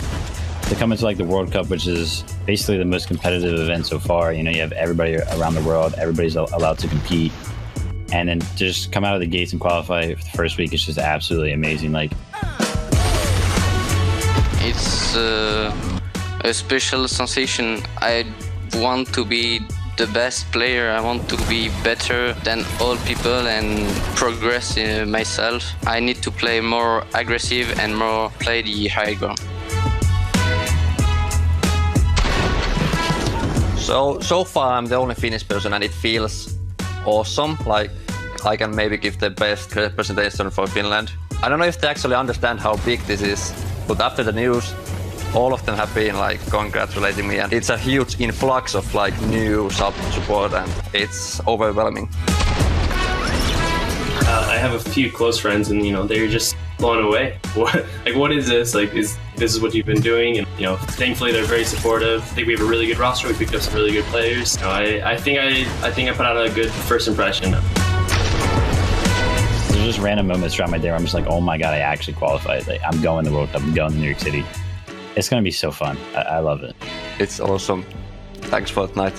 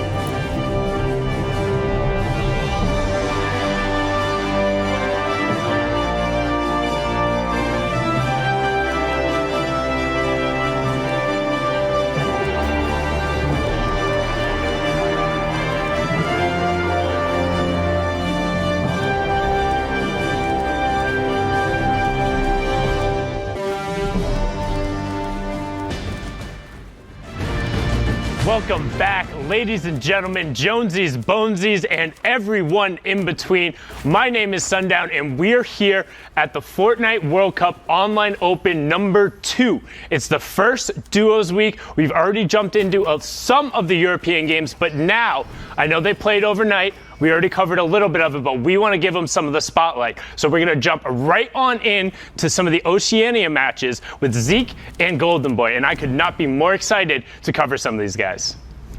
All right, thank you so much, Sundown, and here we are. So, no surprise when we started the show that Serpent and Hype were two of the guys from the Oceania region that we were really highlighting for due reason, because games like this where they're busting out 5+ elims in a game, currently Serpent is going to be that elim leader. We got 25 players remaining, and now we're going into that first half circle here. Zeke, and Zeke, it's good to be back at the booth with you, buddy. I know it's been quite a while since we've gotten to hang out, but now we get to come together again, have more fun times, and talk about Fortnite.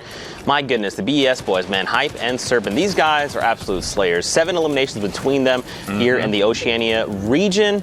And just like you talked about, man, half in, had to start scrambling, trying to get to safety. But with these guys already posted up, I promise you they're going to make it difficult for everyone else to try and get safe. Yeah, you can see that circle starting to push on in, and Hype and Serpent really don't need to move around right now. They can take advantage of this time and pick off any of the stragglers. Maybe a guy that's going to be lingering about in a hoverboard, as we saw just right there. There's opportunity for them clearly to be able to benefit from the position of this circle, and they're doing just that. They're putting the pressure on players that are hiding out in 1x1s. You see that one poor sucker is just going to try and defend. And what's nice about the duos format versus, and there you have it, another elimination, number 8 onto Baklau. But the thing that we saw in the Lux Cup that was really fun to watch, and here we're going to get more of that, is just the coordination. When you have the heavy snipe wall destroy with the rocket going in, or trying to coordinate those shots, right?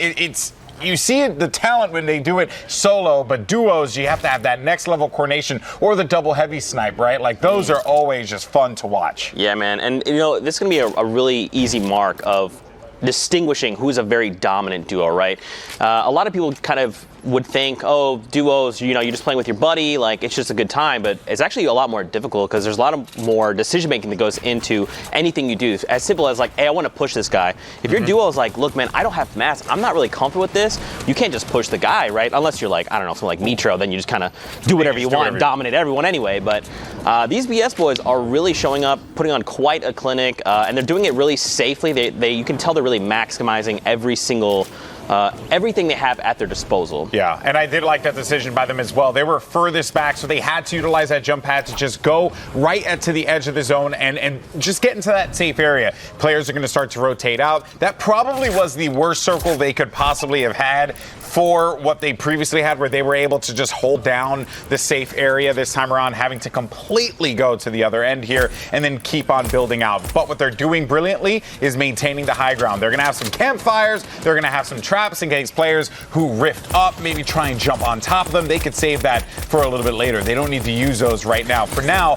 they can just focus on picking off players and try and challenge them on the high ground, utilize the traps that they need to when they need to. But this is just disgusting. Every single time a player thinks that they're going to be engaging in another battle, there comes that third-party opportunity from Hype and Serpent. That will be 9 eliminations, Zeke. They are shredding this, and Serpent's going to be very low on HP, and I don't know if he's going to have the time to be able to heal up here, which is the concern I'm sure that they're having, but Hype just keeps on getting more and more eliminations. Yeah, Serpent needs to try and find at least a pick, right? That Siphon will come up clutch and get him back in the game, but he's got to play very conservative, allow Hype to kind of chip people down. I mean, with Hype, it doesn't matter. He's just eliminating them. He's just like, look, man, these are all mine. Just keep on rolling. He's destroying everybody in the server here, Zeke. It is disgusting. And it's like, he builds and shoots, He's always reading this one, and he's been doing just such a brilliant job thus far.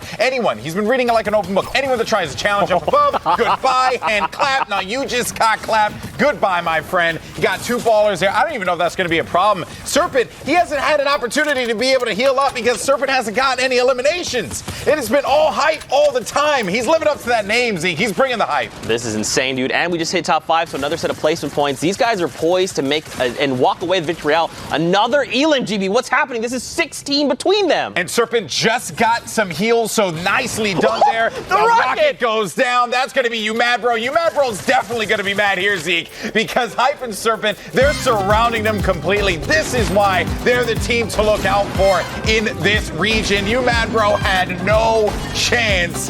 Definitely frustrated with that one. Hype and Serpent crushed that game. 18 eliminations and the victory royale. That was insane, man. They put on a clinic. I love their team synergy, the way they're finding these angles, and they're also splitting attention, which is really key, especially in duos, right? You don't want to be running at the guy from the same point of view. You want to make sure they have to look in different directions to try and pick you off, and they are doing it so well. And keep in mind, Serpent, we saw him. He was low that entire time. Even with that low HP, he felt so confident. And we're going to hop into this next game where Serpent's already sitting on 4 eliminations. And once again, just a reminder for everyone, because if you're saying, well, we just saw these players, well, we're taking a look at some of the highlights from the Oceania region where Serpent and Hype came out on top. So we already know the results. We know what already transpired. But this is a good time for us to get acclimated with these players, because if they keep playing like this, there is a possibility that we are going to see them at the Fortnite World Cup final in New York City. This is some premium duos play here. They're just destroying every server that they're in. It's been very impressive to watch thus far. But for now, though, we're going to highlight some more players like Chances and Poppin' Fresh, who are at 2 eliminations, and now we're at 25 players left. 15 duos remaining. That's right. We get another set of placement points. 5 is that next threshold. Now Colt is going to find himself in a rough spot right now. He gets lasered down. They're going to try and confirm that elimination. Just apply pressure the best they can. Get a few edits here and there wherever it's possible, and just keep the ball rolling. Yeah, they're in a nice spot, just right inside of that safe zone, and they're going to own all of the territory around here, so they can quickly edit out. And then if Colta tries to get picked up here, if he goes to his teammate and says, hey, come grab me, they can punish us. They just got to hear it. They got to listen for those cues. Man, but look at Chance. Look at the way he's moving through these builds, right? He's making sure he's got his angles covered. He doesn't want to give them an opportunity, because I promise you, good players, the moment you crack that wall, they've got a shot, but he's not giving them an opportunity. They're going to try and close him down. Oh, that was nasty. And I was going to say, right, again, grab all of that area, right? Own all the walls, own all of the floors, because you can defend yourself. You can also get out of a rough spot if need be. And this circle now is going to be moving, thus giving them that space to kind of, you see, Hype and Serpent there as well. Some more players, Axton, Keith, you got Dusty as well. So I think that Social Deviant there too. So we got Social Deviant just picked a elimination. That will be number 1 for Social. And this is going to be 2 eliminations for him and his teammate. And this region has just been impressive. Like I've enjoyed watching the Oceania region. You know, I come from a variety of games where there's some quality players in Oceania, and whenever you give them that opportunity, they'll show you why they're able to are very, very good. They're showing us what teammate. And if you're caught in a situation where you're by your, especially, like, you don't want to put your teammate in that kind of situation. So just keep an eye on how these guys build. They can knock here. So Zaku, another one, 76 to that man's.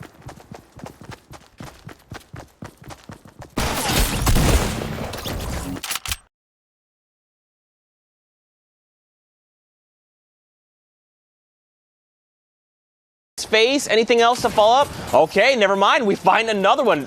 Zach was on Zach ended up 2 there. Players just landing right in front of him. And that's going to be another elimination from Ion Stein. And Zach with 2 elims, his teammate not going to be in this one. As far as his kit is concerned, it will have that purple compact SMG, which is good for busting through those walls and trying to push on in, but Zach is just going to get obliterated down low. That is so unfortunate. But then you have Cat taking walls, another player we saw in the top 10, and for due reason. Orenz is going to go bye-bye in this game. That's going to be 6 eliminations total for this duo, and they have a lot. They got 2 stinks. They're going to have themselves an epic rocket launcher as well as a legendary pump. This is, with the stinks, that is good to just try and like force people out, right? Great control and zoning people away from their 1x1s. With the rockets, that will just destroy overzealous. They can punish big time. You can even do more things with that, right? If you hang on to those key stinkers toward the end of the game, keep in mind the circle's always closing. So there's going to be a down. It's going to encompass the entire area of the zone. So tick damage the entire time, trying to like figure out what am I supposed to do. I need to get to safety, and the whole time those damage numbers are coming up. You know exactly how you're tracking them. Oh, Walls, no! Chunk. That is going to be very painful there. 30 HP, going to get ticked away by the stinkers. And I don't know if you saw there, Zeke. Gets the down onto Mao. Another one is going to pick up yet another elimination on Dusty. That's going to bring him back up to 100 HP. But in this engagement here, just scrambling about, and I don't know if you noticed, but Serpent and Hype were up above them. We just have 2 duos left, 4 players remaining, and that is going to be Hype and Serpent. Will Cat and Lapex be able to pick up the victory royale in here? As they're going to have one player that will be down. That's going to be up to Hype. Hype's going to be in this 1v2. He trades back. Hype manages to take out Lapex. Now we're down B1. Going to be down just good, right? Just reset for a moment, get the shields back up. Lapex is going to be out of this one, and now Zeke, you're dealing with a 1v1. This is so good for Hype. He's such a commanding position, but I talked about it. Those stinkers, look at this. He knows where this player is. He's tracking that health tick, and that's going straight to his health bar. 110 to the face, and a 180 to close out this game. Okay, Cat taking walls, more like Cat taking dubs up here in Fortnite right now. You called it, Zeke. You said watch out for those stinkers. They're gonna force and consolidate a lot of that activity and force you to make some really poor movement choices. And that really was he had the hand, and he played his cards beautifully. For now, though, we're gonna send it back into the studio with Sundown. Thank you so much, Golden Boy and Zeke. It was great to get some coverage over onto the Oceania players, but the spirit of this broadcast, jumping into those late games, is making sure we get as much coverage in as many regions as possible. So we're also going to hop on and cover another block of those, so make sure we get some of the highlights and some of the clutch plays coming from FatsFox and Banny. And Asia is a region in particular that I think players need to keep an eye on, because we see consistently, both between solos and duos, it's generally a top 10 and top 5 group who are able to challenge. So highly recommend checking out some of the games, and who better to walk us through it than Golden Boy and Zeke again. You're so kind. You're too kind. Such a nice guy, right? What a chap. What a chap. You see the hair? You see the hair? I'm jealous. I'll be honest. I am too. I'll never have that, which is very, very sad. I had it like one time when I was in high school, like it was like for a semester, and then everyone just told me to shave it off because they said I look weird. So, and then ever since then, it's just been losing little by little. So I did it to myself, Zeke. I truly did. I'm pumped for these games for the same reason that Sundown is. Okay, Torch Aim. You definitely don't have that fire aim you thought you had. So we're on board now with Hero and Merc Chaso, or Merc Chase.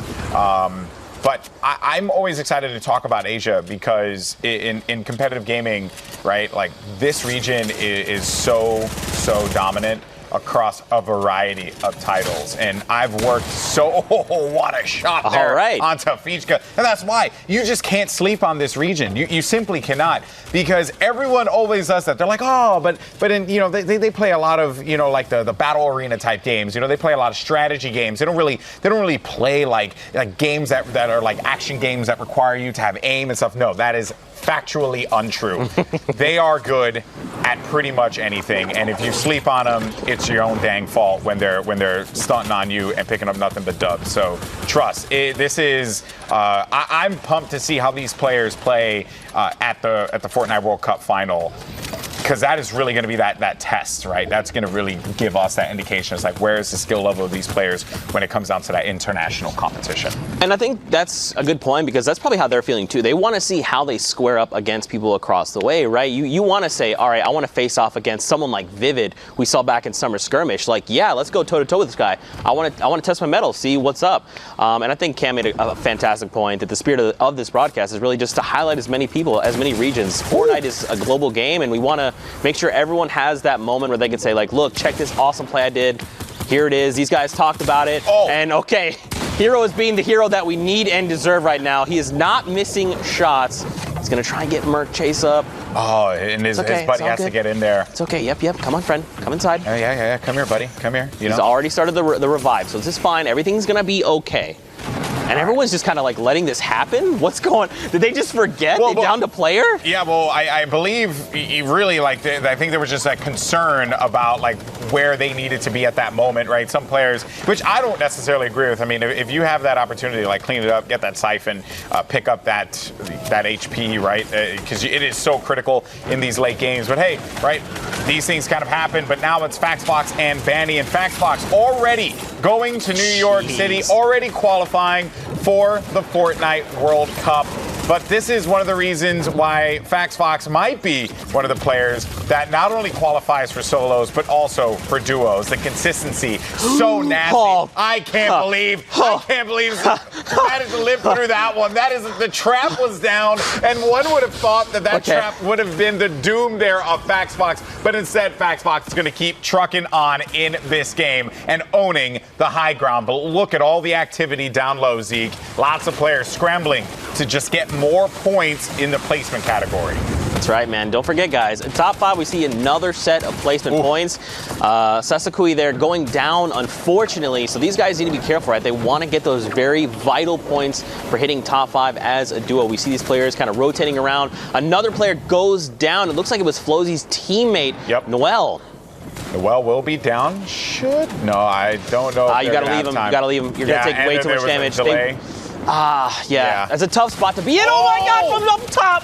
Jumps right into the box of Flozy, but Flozy manages to stay alive. 51 HP though. Will have 4 minis. Has to pop at least 1 or 2 of those minis before he can get back into the action. Someone's gonna grab him with the minigun. That's Abyss's bread, and he's looking to get that bread. Flozy wrecks him, destroys him, gets the HP, and then more players are gonna land right in front of him. That was gonna be Bread's teammate Pixel, who goes down. Flozy still in this one, 56 HP. Can he follow up with another one? Get up to 100 HP and then start to build up on those shields. We'll continue to have the minis. 3 minis left, and we're now down to a 1v1v1 in this duos matchup. Faxbox had that upper ground, drops down low, manages to pick up one there onto Tabata, but this is going to be a 1v1 between Flozy and Faxbox. Faxbox is going to be up above, looking to utilize that high ground to pop the mini.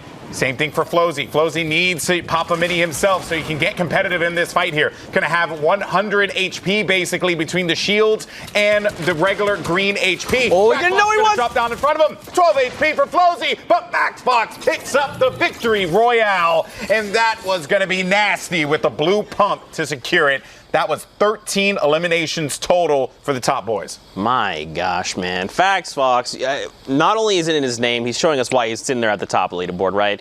Absolutely consistent player, dominating left and right. I would be surprised, just like Cam said kind of earlier on the broadcast, if these guys, if they're not in World Cup finals, I don't know what's going on, man. These guys, keep an eye on them. Faxbox is already there. He's already there. True. We got another top player in this one, include with 4 eliminations. That will be your current elimination leader. And it's another top boy, by the way. I had mentioned that. I said it was another top guy. Oh, I didn't. I'm sorry. Maybe if you were on top of it. Okay. Where's Pookie? Where's Pookie when I need this? I'm telling you, man, my punk game's too good right now. I'm feeling fantastic. And what is it about here, right? These are the qualifiers, Zeke. Players are going to be playing to get into Sunday's games. 1 spot in the Asia region, Oceania, Brazil, as well as NA West. 1 spot only will be available to these players here. So a lot of pressure and thousands of players looking to punch their ticket to New York City. You know, it is going to be the gauntlet, to say in the least. You kind of talked about a 1 spot, man. So the key thing to note here is that even if you don't make it in, say, week 2, try again in week 4 with your duo, in week 6, week 8, etc. You have a lot of opportunities to come back, learn from any mistakes you may have made, just level up your gameplay, right? Like, just take a step back and say, what did we do wrong? What can we do better? Let's go back in and slay. Now we see here, though, about to hit top 15, another set of placement points on the table. 29 players still, though, and it's already pretty claustrophobic right now. This is really smart, though, from May and Relight. They are taking all of the real estate down low and creating that tunnel So when players start to move in their direction, they'll just be able to edit, peek, take a shot, go back into safety, just continuously kind of harass everyone that tries to cross around them, because they have the top, they also have all the walls, brick and metal. So a decent strategy here, something you want to do. Also recycle the mats. So in this instance, just pushing out, utilizing the brick, and then going back and picking up more brick. So this way, none of the free materials that you've managed to pick up off of those eliminations, which they have 5 right now, are not going to waste and just standing there. You want to take full advantage of every single material there. Yeah, we see a player all the way out in the storm, made a low rotation. Unfortunately, looks like SVG_T is going down. Back to the lobby for you, my friend. Unfortunately, May here is looking to find one, catches someone on that late rotate. This kid is very, very nice. I like this. I love the usage of the slurp there. We even have the redeploy. So he can build as high as he wants, right? May can just do whatever their heart desires. But we see a player go up with that launch. Look at these guys scramble right now, GB. They also are on that high ground tarp. There's only Gory who's down low. Yeah, and looking for the high ground too, like who else is maintaining that position? I think it was going to be the CWZ guys, Jiro, but Jiro is out of this one. Still on board with May. And his teammate, I'm not quite sure. I think his teammate was eliminated. No, his teammate is still going to be in the action. I see at the top right of the screen. But they're split up, which I don't feel very... I'm not that confident with that, right? I'd much rather prefer them to be next to each other. But May is going to find one in front of him. That's going to be white damage, which is an opportunity to be able to push. Goes right outside. And if he siphons, he'll just go right back to 100. But a player's going to challenge him outside. And that was Include, the elimination leader. He's got to clean up these picks here. Include's going to go down. That's going to save him for the time being. And May knew that. Instead of going in and thirsting for that elimination, just wait till the storm claims its victim. But May, unfortunately, will go down. Relight will still be alive for his team, for this duo. They have 10 eliminations. Can Relight be the savior for them to pick up this victory royale? But just as I say that, look who is up top. FaxFox and Banny owning the high ground with the Splodes, with all the weapons necessary. It's almost as if it's like deja vu, Zeke.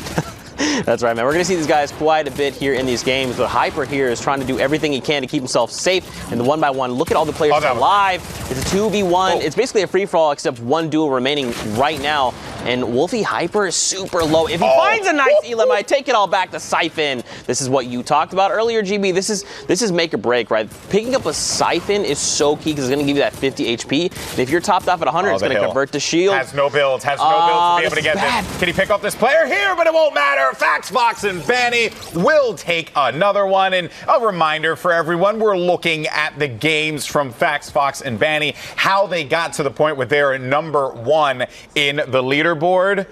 That's exactly how they did it. Dominating performance from FaxFox and Banny. But for now, we're going to go back to the studio with Sundown to get some updates. Thank you so much, Zeke and Golden Boy, and just absolutely incredible coming out from FaxFox and Banny. 8 points clear of second place. That's a ton of momentum going into tomorrow, where there's only one spot up for grabs. So Oceania, Asia, Brazil, and NA West, there's only a singular spot up for grabs. So the top duo from each one of the regions from that Sunday. Today, it's all about the top 1,500 duos trying to go through. So we're going to continue rolling our coverage, catching games from every single one of the regions. So we're going to jump on in now into the Brazil matches again with Zeke and Golden Boy. I like the international flair, you know. I like covering these games because these are faces that we will be seeing in the Fortnite World Cup. I'm sorry. Are we already in double digits? I'm sorry.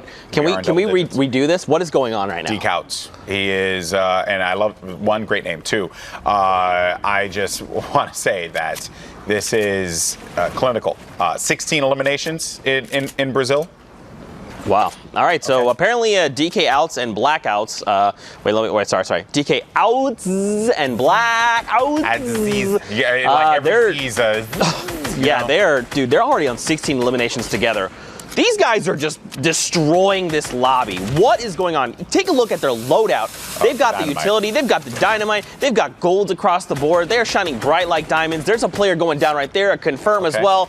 Okay, gentlemen, all right. I know you're a fan of that song. I'm very happy about it. It's a good song. Yeah, I'm a fan. You know, I dabble. You dabble. I dabble. You dabble in the music of the youth of America. Oh, you know, I'll use that word very loosely. I'm so old. Oh, well, one shot. Goodbye. Try again, my friend. And DK and Blackouts are just slaying out this lobby. 18 eliminations. I don't know if you noticed that whole fight there, but DK was hanging out by this structure. And meanwhile, Blackout just pushed. He pushed those two players by himself with the support of his teammate, of course, but had the authority to do so. And there was just nothing they could do. Absolutely nothing they could do. This is their server. They own this. They're the kings. So really quickly, let's touch on that a little bit, right? Because you brought up something funny, which is if you were playing duos, you want them to be close, right? That's your comfort zone. I just always, you just want to have vision of your teammate. It goes across the board no matter what team game you're playing. You just want to have vision of your teammate and know where they are. And yeah, obviously, comms and whatnot is very important to have, and all these players have that in spades. But having the ability to just go and immediately, just like we're seeing right now, Blackout. DK knew that he was in a bit of a pickle, so Blackout goes right up top to just support. And then Blackout says, well, I don't need to own this entire high ground. Let me just get back to my squad member. Let me go down here, because if we need to bounce out, I have that rift to go, and we can get ourselves out of this tough fight. That is what I want to see. I just want to see players just work together, stick together, because that, you just got to hold hands sometimes. And there's nothing wrong with that. Well, see, that's the thing, man. Blackouts and DK, they're telling us why. Destroying the structure. Yeah, first of all, they're destroying the structure. Second of all, they are just putting on a clinic even while being separated, right? Oh, my sub. Where's this team? There was another guy up there. Well, maybe he's still falling. Maybe he has glider redeploy. Something else might have happened. A rift. But the RPG going to drop that player a nice 26. That's nothing follow. That is. Okay, I thought he was going to mid-air rift and not take fall damage. I was going to be like, all right, bro. You're on next level right now. These 300 IQ plays are too much for my little brain to handle right now. Listen, I'm honest with my Fortnite fam, all right? I'm going to be honest and upfront with you guys, all right? And I think everyone appreciates that about you. He's going to destroy that structure, too, and force that player down. That player has to have redeploy or something. So high. Another player gets lasered there for 36. A nice ping there in 12. Another follow-up. This guy's got, that's it. Colonel is down. He popped him. Because... like popcorn? Popcorn. I was going chicken, but here we go. Oh, really? Oh, okay. Yeah, That's actually not that bad. Oh, because he was okay. That's fair. I messed that one up, man. I could have made that one way better, and I just totally flubbed it. It's all good though, baby. Well, look here. Blackouts and DK are owning this. They have full control. This is, even though DK is out of this, it is still going to be a nasty lobby. I think Rakaz just picked up 3 of his own, so that was off screen, and maybe Rakaz could be a force at the end of this one. I'm trying to see, where are you? I do not see him right now. Maybe on the high ground? DK? Yeah, probably. I believe he is up top. No, that's Rastro. So Blackout's going to have that ultimate high ground up above. So DK's actually been eliminated. Yeah, no, I did call on that one. DK is out of this, but Blackout very much in this game with 100-100. And that player has to total up, has to defend, but the Storm's going to be right there. And players can gatekeep. They can force those players to have to just push on out because they know that they're going to have them dead to rights at that moment in time. Oh, God. The Rocket's already finding Rastro, GB. Listen, Blackouts is ready to try and black out everyone else, all right? He's got all the tools. The game is too strong. We're trying. We got to make sure Pookie Spirit stays alive. A nice 15 there in chip damage. You like to see it. And now Blackout's just maintaining high ground, man. Even though he's by himself and there are a lot of players down low, Blackout's just not being challenged, right? At all. He's basically could just have free reign to do whatever he wants, owns all of the floors to be able to edit everything here, gets that reload down. There's going to be 4 players left, and that will be 4 duos. And Foster has to get out of that baller, because at this point, you just want to go for it. Oh, my word! Just throws that rocket down and obliterates the players down low. But it's YouTube the King versus Blackout, and Blackout has been putting on a banger of a game thus far. Is it going to be enough, though? It will be. Goodbye, Blackout. picks up the victory royale. And while the elimination counter was not ticking up, given how many elims were picked up, I wouldn't be shocked if Blackout also got around to the double digits, maybe 9 or 10 elims. That was just a disgusting game. I mean, listen, man, we still have more games to get in. I need you to keep in tip-top because we're already moving on. There's more action to be had across the way. Let's hop into this game. We've got Dark Angel and Mandalo up here as well. Dark Angel. I can't read. I can't. Oh, yeah. It's a good show. Barboisa. Barboisa. Or Barboy SA.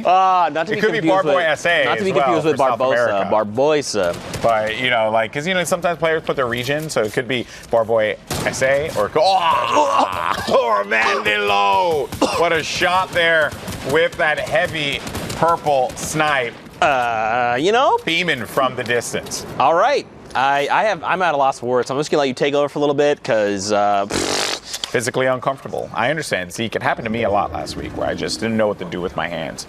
Well, there's Barboisa. So I'm now going to assume that it is Barboisa and Zoiti Boy, and they're going to go whoop, up above. There's also a scuffle going on down low there. So 4 players getting knocked out within that whole engagement. So goodbye. But Zoiti Boy and Barboisa continue on in this game. And we have a interesting situation here. 35 players left, 22 duos remaining in this lobby. And Zoiti and Barboisa don't have that ultimate high ground. They see that player right there, and it's smart. Utilizing the stinks. That's what you mentioned before, Zeke. Just it's a great zoning tool, forcing players out of a comfort position there. Zoiti's going to push in. Goodbye, outplayed by LD. LD outplayed themselves there, clearly. And the more stinks now continuing to go on in. If it can connect with anybody, this is all territory that will be owned by the boys. Man, and this is kind of going back to how they're controlling the zone, right? Even if you throw a stinker out and you don't get damage ticks, you know no one's there. And on top of that, if someone has to walk through, they're going to take damage. So this is just like a 2-for-1 special on stink grenades. You smell them, you deal them. They got smelled, they got dealt. It's a win-win, all right? I love the stinks. Really great weapons overall. But nice. Okay, Code is not Eagle. I repeat, Code, not Eagle is down. He is down. The Eagle has landed right back into the lobby. I see, yeah. I got it. Thanks, Ann. You know, it means a lot. A lot of builds as well for Zoiti and Barboisa. They have just wall. They own that wall. They own that wall. Goodbye, R.I.P. And that was, R.I.P. was just like, wait, do I have it? Do I not have it? And Zoiti was kind of just playing with his food there for a moment, tried to edit out of that one, get the wall back or get that one back in control, pick up the elimination. That's 9 elims now for the boys. And there's another one, Merca Boy. What is going on? There's a lot of boys in this lobby. It's just weird. As a golden boy, it also makes me just kind of uncomfortable. I'm a grown man calling myself boy. Well, you know, that's just the job, right? This is the 9 to 5, but this is a 9 to 5. Just a 9 to 5. Don't forget, guys, those top 15 is another set of placements. So these guys never mind, we're already there. Placement points for everyone here. The remains in the lobby, that number is very quickly dwindling. Look at the builds. Look how many people are here. It's claustrophobic. People are just way too close. But Barboisa and Zoiti, they're still maintaining that high ground, even after that long rotation. And with Zoiti on that high ground, as you had mentioned, Zeke, the Rockets are going to be beautifully utilized, onto their pick there on Roro Vera. More players as well. And that was it. The rocket shot and then destroys the wall as soon as the rocket gets through that. There's no protection that can help you there. There's no defense you can mount. And then just picking up these eliminations, Zeke. This has been disgusting. Some more eliminations start to go on through. They have the high ground. While their mats are a little low, they can just continue to own the upper ground and just rain down shots below. Get some of the stragglers, pick up some more eliminations, because each elim is 1 point. And this is going to be huge. So they're such in a commanding spot. This is a power position. Sundown talks about this a lot, man. You're up top, no one's contesting. You just have to rain down shots, especially with the RPG. He only has the 1 rocket, but if he finds elimination along the way, picks up more, he can devastate everyone down on the low ground tarp. Nice cracking there of the ball and try to build them up, because you can see someone trying to contest for that high ground. They're saying, no, not today, friend. And that was nice. Okay, so that player had to play some kind of a defensive play there, right, and own that wall quickly, or just try and get out of there because Zoidy was going to go right after him, hacking away with the harvesting tool, and then gaining possession. The wall replaced, but there's rockets Zoidy on your left. Another Rockets. one. Get the rockets on your left. Oh, and if they get the rockets, they can continue to own the high ground here. But I don't think that this is necessarily going to be a problem for them, Zeke. Now, with the way that they're playing, they've just dominated every area of this territory. Oh my God! In front of them, that's gonna. Oh, and Zoidy's gonna go down. But Barboisa's there for the pickup, and that's 14 eliminations, 7 for Barboisa. The last person left alive is gonna be Lion Nacho by himself. Can Lion Nacho do this? 0 eliminations against Barboisa and Zoidy, who have been putting it together in this lobby. 66 builds will be at the low ground, but Barboisa, wisely enough, resetting the dynamite play coming in, and it's going to be on a hill too. Does it destroy the structure? Oh, Barboisa's still going to be able to maintain it. I like the play to go outside. Went outside and then domed Barboisa right in the kisser for the victory royale. Barboisa not expecting that one, despite not getting the victory royale, though. Zoidy and Barboisa have to be happy with that game. That was a dominating run that they had there. That was so clinical. Shout outs to both those players. What an incredible end game situation there. But now we keep going because we're going to be back on deck with DK outs and blackouts. DK already has 10 eliminations. I feel like, are we just hopping into the same game? Is that what we're just doing? Because it feels like. We've already seen this. This was a game ago, and they have these many eliminations. I think it was blackouts last time. Had 10 eliminations. It was reversed. Yeah. Wow, some great games in the Brazil region. If you're just joining us, these are games that I believe are going on right now. The region is currently playing. They kind of overlap a little bit with NAE, so we're going to get some good games here. We did a look-in earlier on with Oceania and Asia. So me and your boy Zeke here covering a lot of the international flair for the Fortnite World Cup.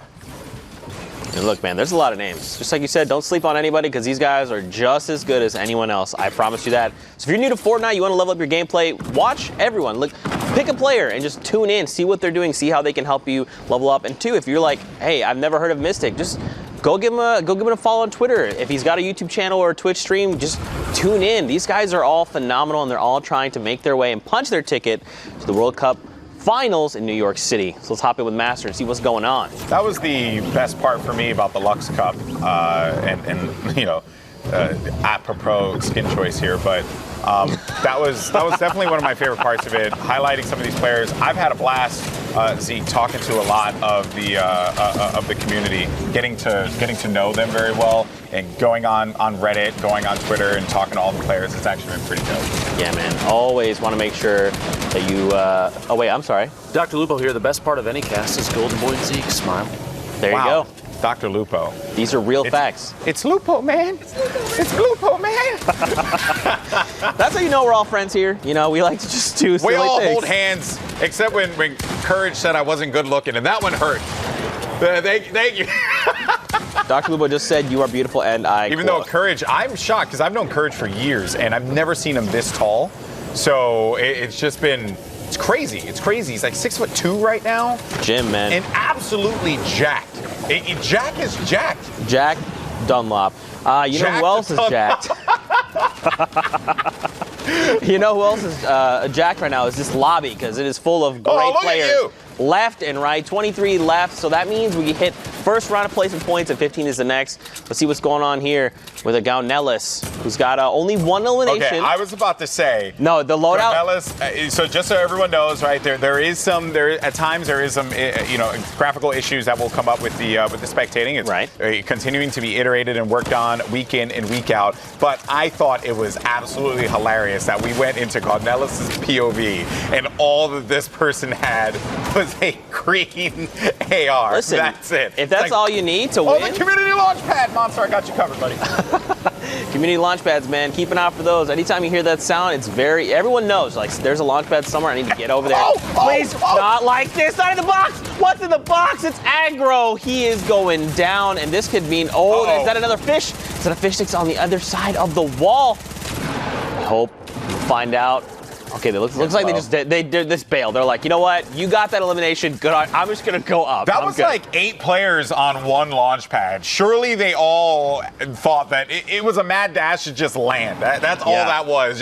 Just land and get up there. So the ISG guys, Gonellis and Santi Senti will still be in this game here. And Jonel 2.0, looking like a 1.0 there. Play from him will get picked off wide out in the open. 4 eliminations currently for the ISG team.